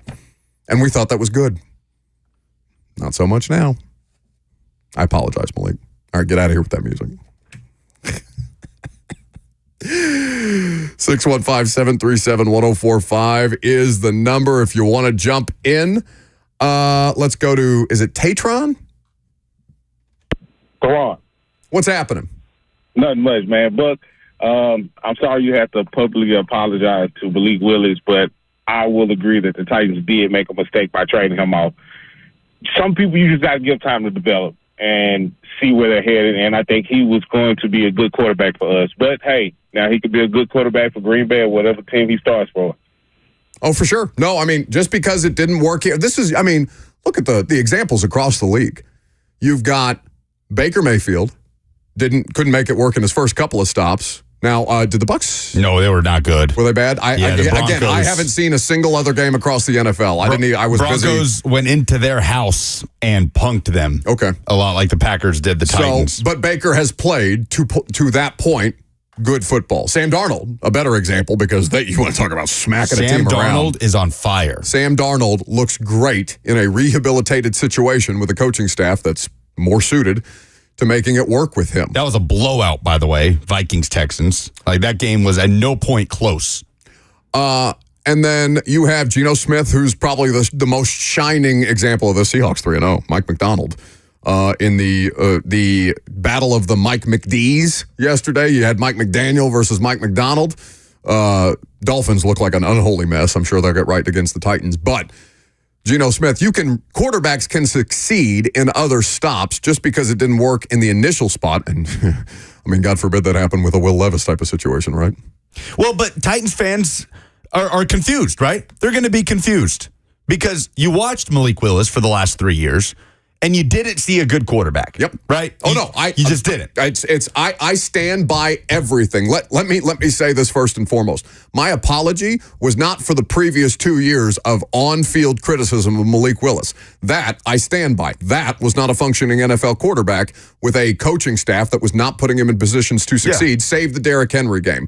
My apology is predicated off the fact that I didn't think Malik Willis would go out there and beat them from the pocket on Sunday. So Titans fans watched Malik Willis for the last 3 years, and there were a few still that saying, no, he's still a good quarterback. Yeah. But most people were on the same page. Okay, he can't even beat that Mason Rudolph for the backup job.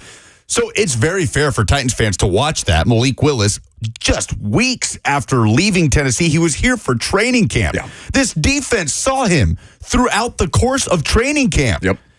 And he comes in and dices you up. So it's fair as a Titans fan to say, I don't know. I have no idea.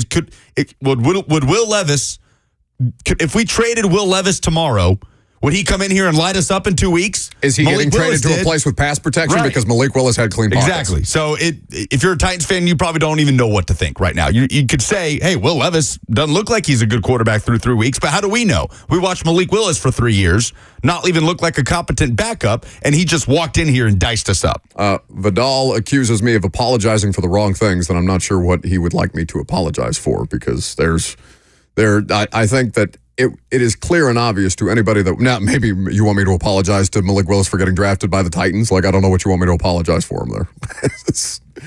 615-737-1045. More of your phone calls coming up next. We are also going to get into Will Levis specifically. Callahan mentioned a couple of different things from the press conference today on what he is singularly focused on getting right first before this football team can get right in the win column. I'm Buck Rising. It's 104.5 The Zone.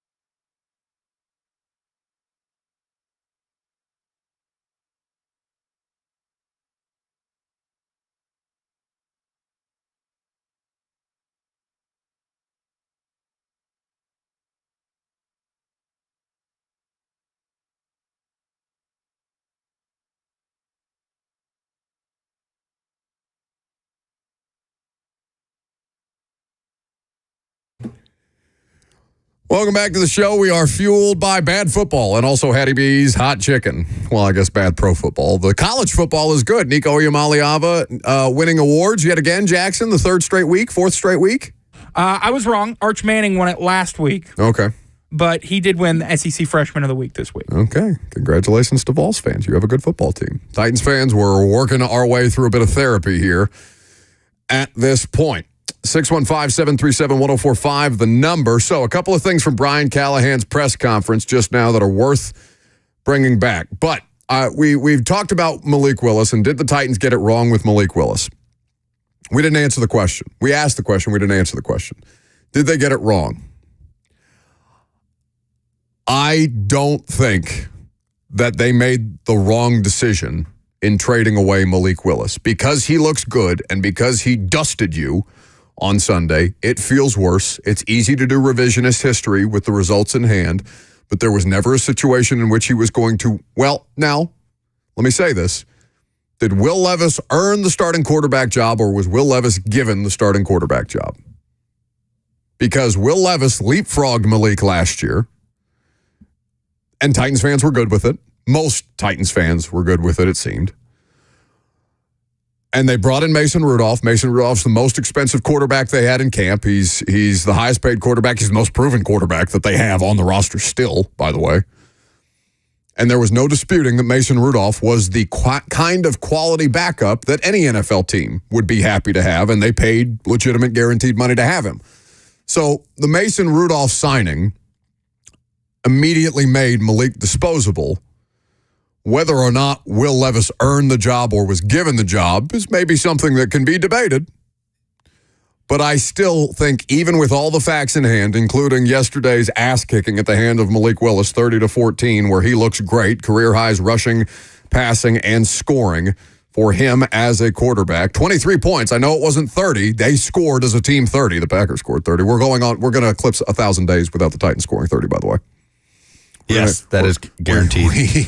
We are going to eclipse the 1,000-day mark without this professional football organization getting 30 or more points by pick six, by block punt, by offense, by whatever, when the Carolina Panthers scored 36 yesterday and make me sick to my stomach.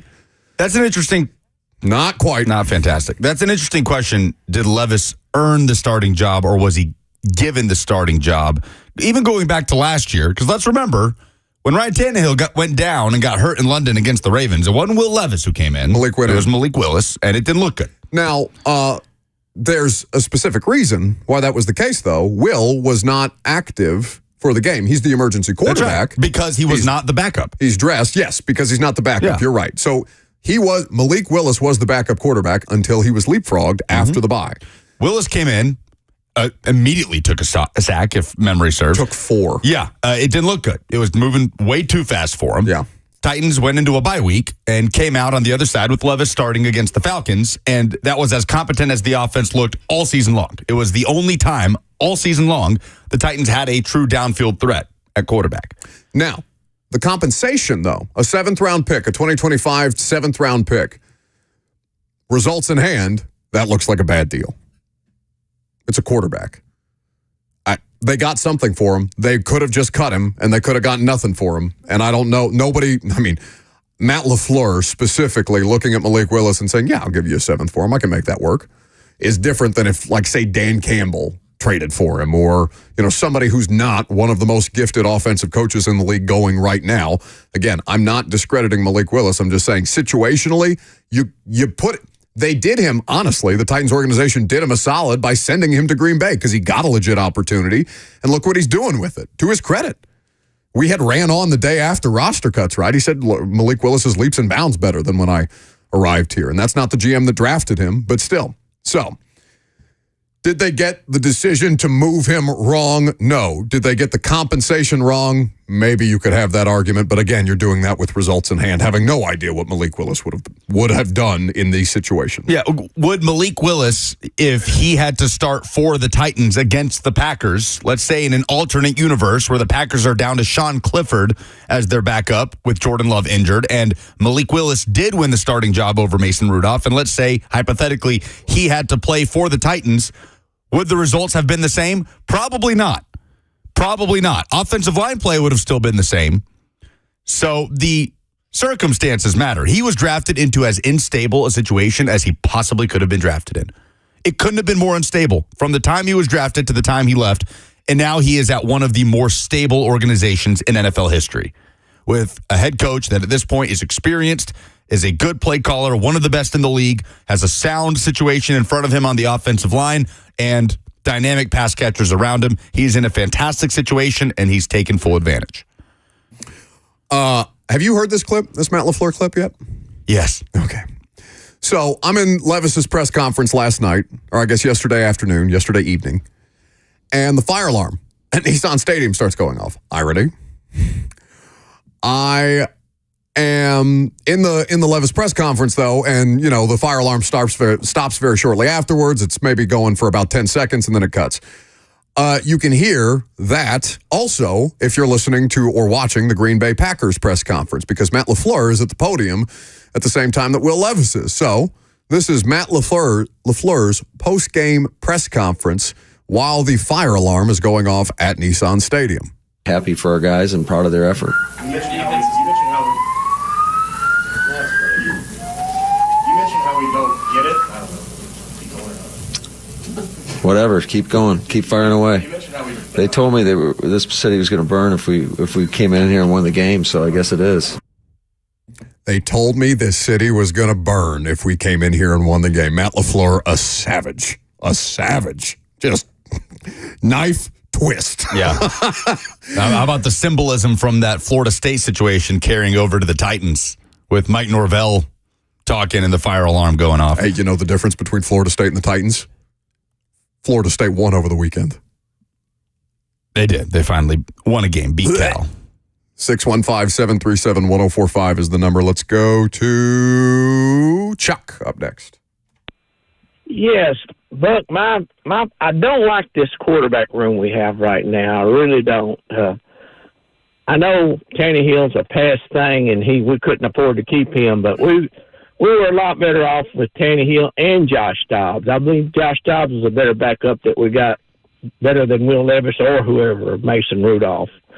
But that's my question. Do you think we're better off with what we have than them? Than Dobbs and Tannehill? I mean, Ryan Tannehill is a better professional quarterback, but Ryan Tannehill would be under the same amount of duress that Will Levis would be. No quarterback can function the way, and again, Levis and his feel in the pocket is also a question, so I'm not absolving him of some of the sacks that he's taking. But there's a reason we've barely talked about him today.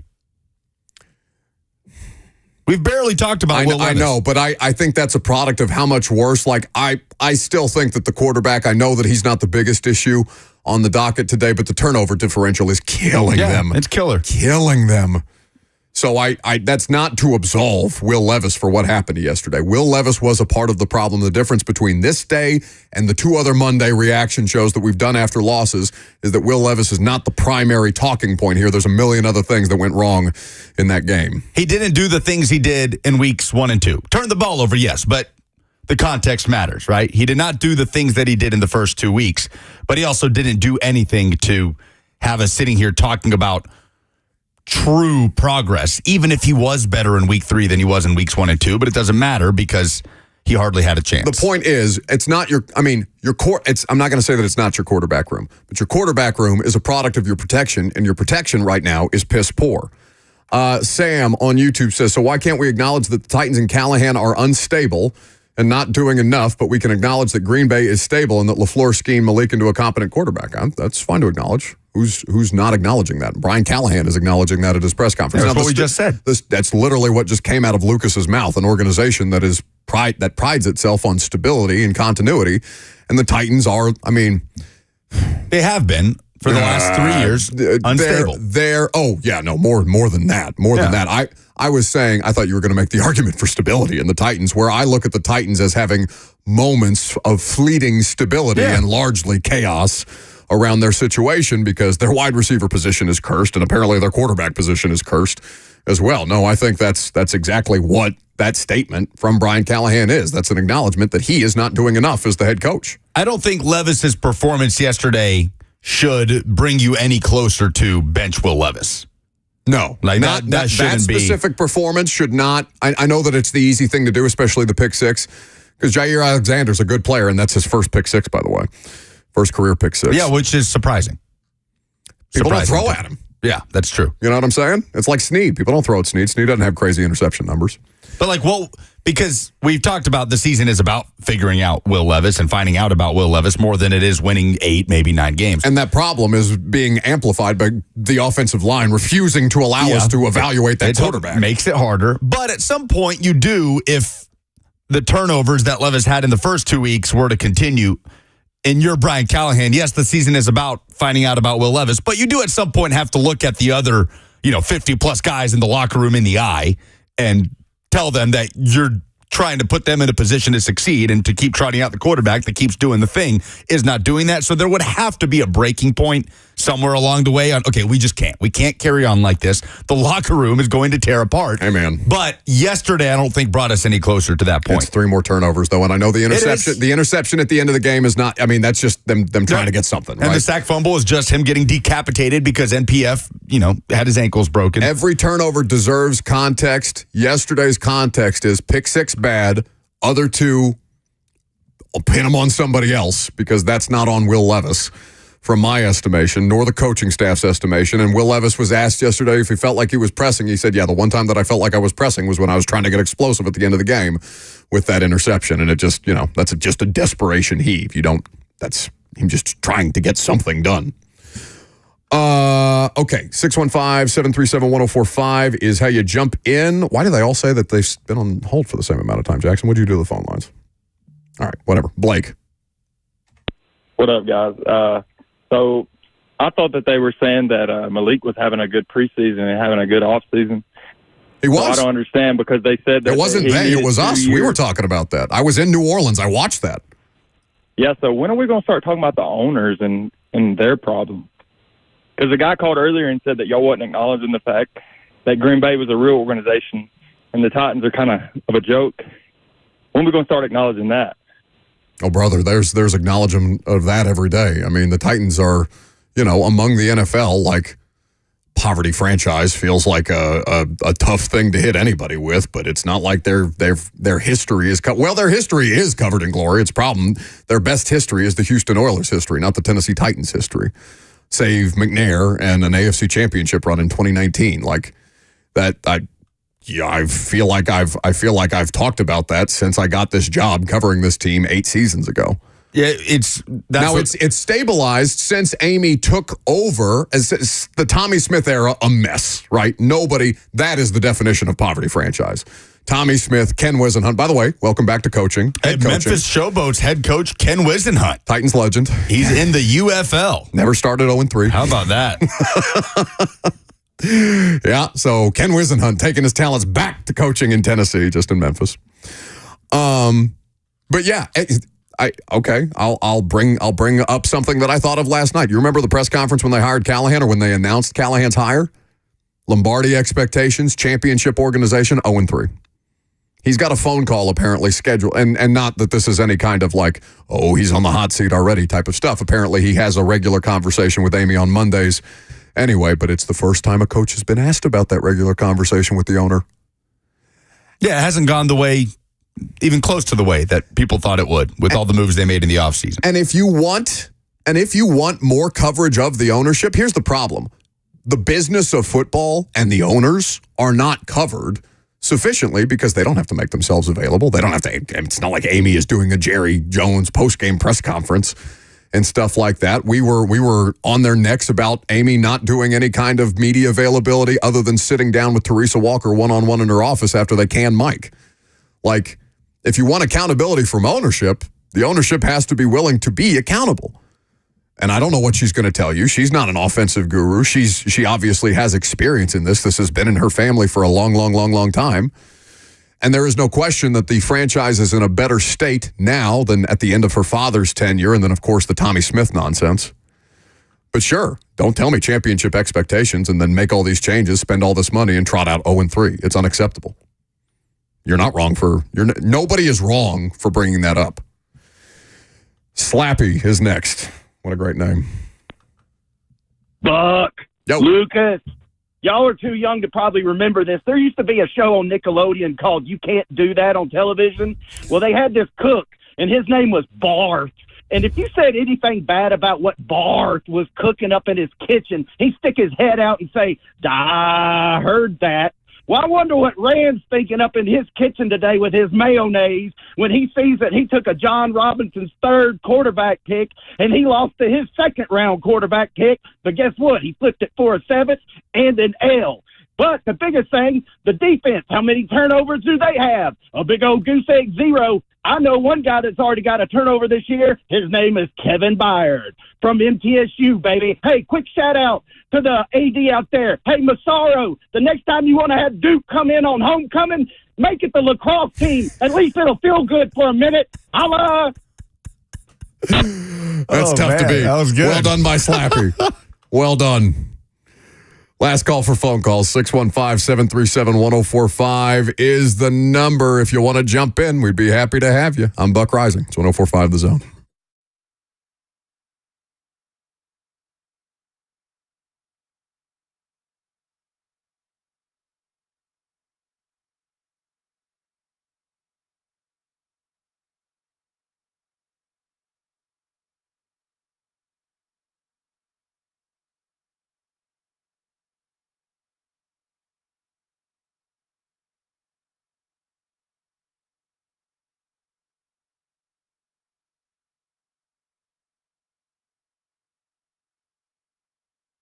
Did you know you can now use your own body's healing properties to revitalize your achy joints and get you real, lasting pain relief? Hey, it's Buck Rising, and I'm talking about advanced regenerative medicine at QC Kinetics. If you're tired of arthritic pain in your knees, hips, back, or shoulder, this is something that you need to check out. Everybody's talking about regenerative medicine, and the local medical professionals at QC Kinetics are experts in these amazing treatments. People here in Middle Tennessee rave about the results. In fact, you can go check out the patient testimonials on their Instagram page. You can enhance your joints, improve mobility, get back to doing the stuff you love without pain, without drugs, without surgery, and without downtime. They've got tens of thousands of satisfied patients, and the consultation, it's totally free. So call now. Take action to get lasting joint pain relief with help from QC Kinetics. 615-249-4024. That's 615-249-4024 for their offices in Murfreesboro.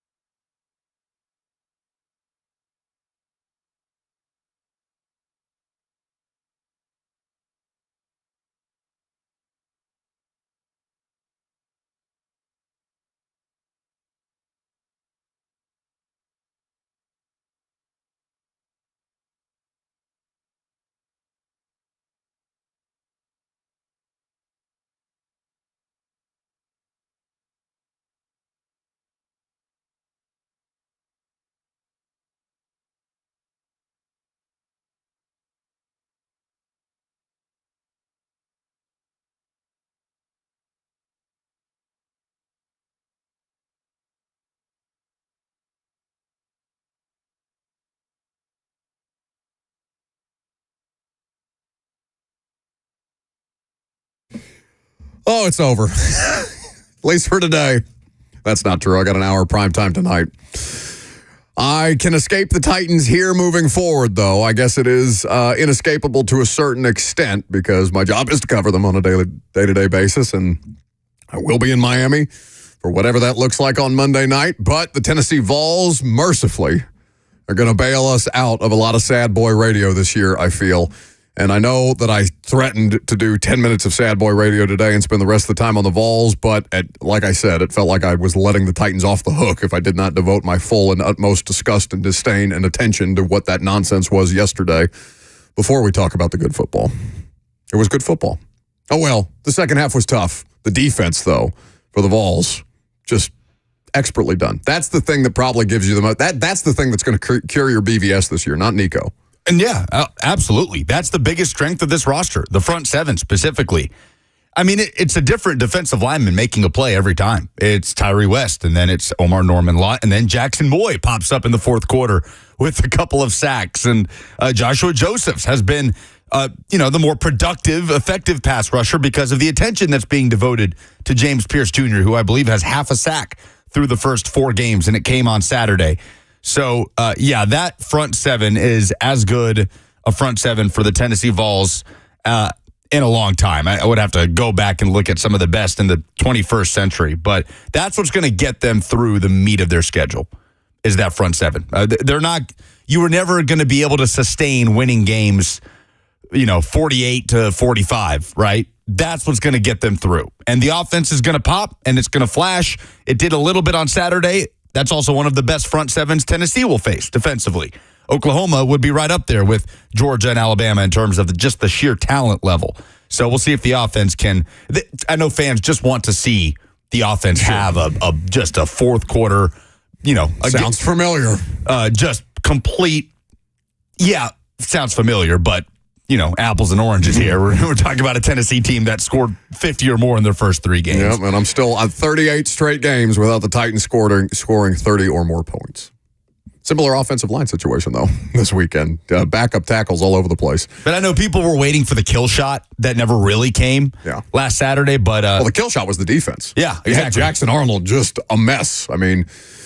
But, anyway, we'll spend more time on that later in the week. Last call for phone calls if you got them, 615-737-1045. The number, Aaron next. Hey, how you doing, Buck and Lucas?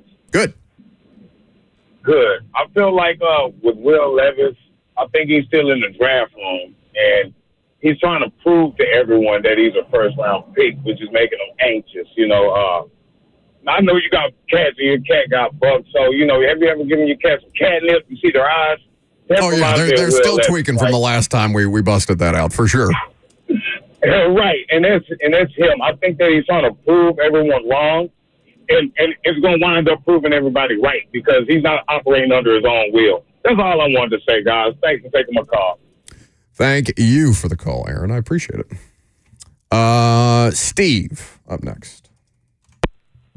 Thank you, Buck and Lucas, for taking my call. You brought it up a couple times, but I think in the past 3 years, we hadn't been able to judge a quarterback at all. We don't have no right to try and judge Willis or Tannehill as far as that goes, and I really don't think we can judge Levis right now. I think if we traded Levis off today and put him behind a grown man offensive line, he'd be a completely different quarterback. He may be better than Willis, but they didn't teach Willis anything in the few weeks they've had him. They just put him behind a grown-up offensive line. That's the only difference, and that's what is killing us and has for the past 3 years. Oh, more than 3. I fear another offseason where we're talking mock drafts, and I can't even do it with quarterbacks this year because it's not a great quarterback class. Stop. But that's a great call by Steve because that's really the root of it, right? It's not even that, the Titans just can't get quarterback right, just can't get a good quarterback. It's that they can't get the offensive line right. Can we even trust the situation to be able to tell you if the quarterback is good or not after watching Malik Willis struggle for 3 years and then come in here and dice you up? That's a worse problem to have than just, they just can't find the right quarterback. We can't even trust if we're going to be able to know if he is the right quarterback with the situation around him on the field. Which is the definition of getting Mario'd, which you cannot have. You cannot drag this thing out until the very last because you don't. I mean, this is the year to figure out Will Levis. It cannot go into the third year of his 4-year second-round pick deal. He's not a first-round pick. Kyle is the last call for the day. Hey, Kyle. Hey, guys. Finally. So I'm worried that we're going to ruin Will Levis with this offensive line. I watched it with Mariota. I watched it with the Saints and Tannehill last year. Is there a chance that we could break this kid? I know they benched, what's his name, over in Carolina. I mean, is that a thought? I mean, I know it's all about Will this year, but we're not going to find out if he's a real quarterback. If he's just getting sacked 8 times a game, eventually he's going to get hurt. So we're going to go into the off-season with an injured quarterback. So would y'all consider, after the Miami game, seeing how he plays, then benching him and assessing through the bye week to see how it goes? No, if he's benched, he's benched. There's no assessing through the bye week. If you take the bye week, you're going to bench him and you move on. Now, are they going to do that? Do they want to do that? Absolutely not. But it's not assessing through the bye week. It's if you sit him down, it's Mason Rudolph time. Well, no, but I see what he's saying. Like, taking the bye week, if it's a bad performance against Miami, then using the bye week to figure out, that's a pretty pivotal turning point then. If you're 0-4 after a poor Levis performance on Monday Night Football, what do you do moving forward at quarterback? Is it still about finding out about Will Levis, or is it about putting Mason Rudolph, because you got to look the rest of the team in the eye and say, we're going to roll out something to try to win games? Oh, yeah. No, for the fan base, it is about Will Levis. Yeah. For the coaching staff and the players, it's about winning games, cashing checks, if it's not going to be opportunities here, then opportunities elsewhere, because these people, they don't care about your future quarterback situation. They care about their livelihood right now. So yeah, but I see what Kyle is saying. Like, Will Levis can't let the bye week be a point where we're all taking a step back and saying, okay, what do they do at quarterback moving on from here? Yeah. No, I mean, My point is, if you're talking about another poor Will Levis performance out of Miami, then you sit him. That's because I thought he was saying sit him and then take the bye week to figure out what you're going to do. No, if you get to the bye week and the conversation is quarterback and mistakes primarily, then you sit him. I mean, that would be my perspective, because you cannot justify that to the other 52 players on the active roster or the 45 guys who are up on game day. All right. Rapid fire polls.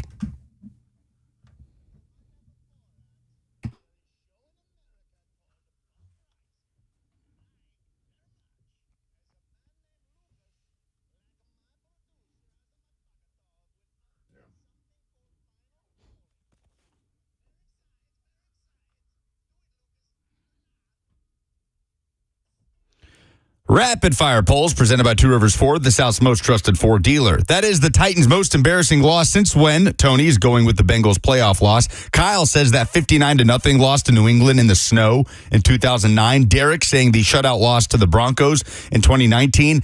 Eagles 2022, a submission for this. Similar vibes to last Sunday, where A.J. Brown destroyed you after you traded him away, and then of course John Robinson's fired after that. What was the worst part of yesterday's loss? Todd just beat them a week ago. What was the worst part of the revenge tour has continued? David Long, Aaron Brewer next. What was the worst part of yesterday's loss? 77.5% say O-line play, 13% say tackling, 9.4% say turnovers. O-line play. Turnovers are damning, but O-line play. What's your vibe on quarterback Will Levis 3 weeks in? A name that I'm not sure if I can even say this handle on the radio. If you're not sure, don't. I'm torn between poor O-line and him making decisions that hurt the team on a weekly basis.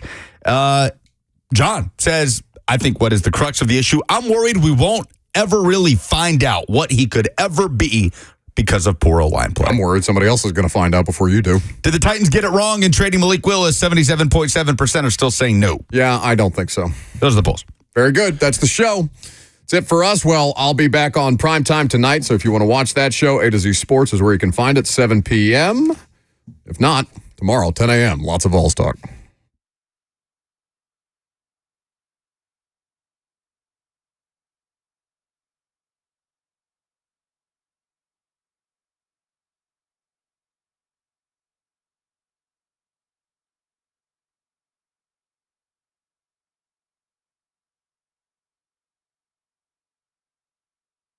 Since 1983, they're locally owned. They have a non-commissioned sales team, and they sell below MSRP.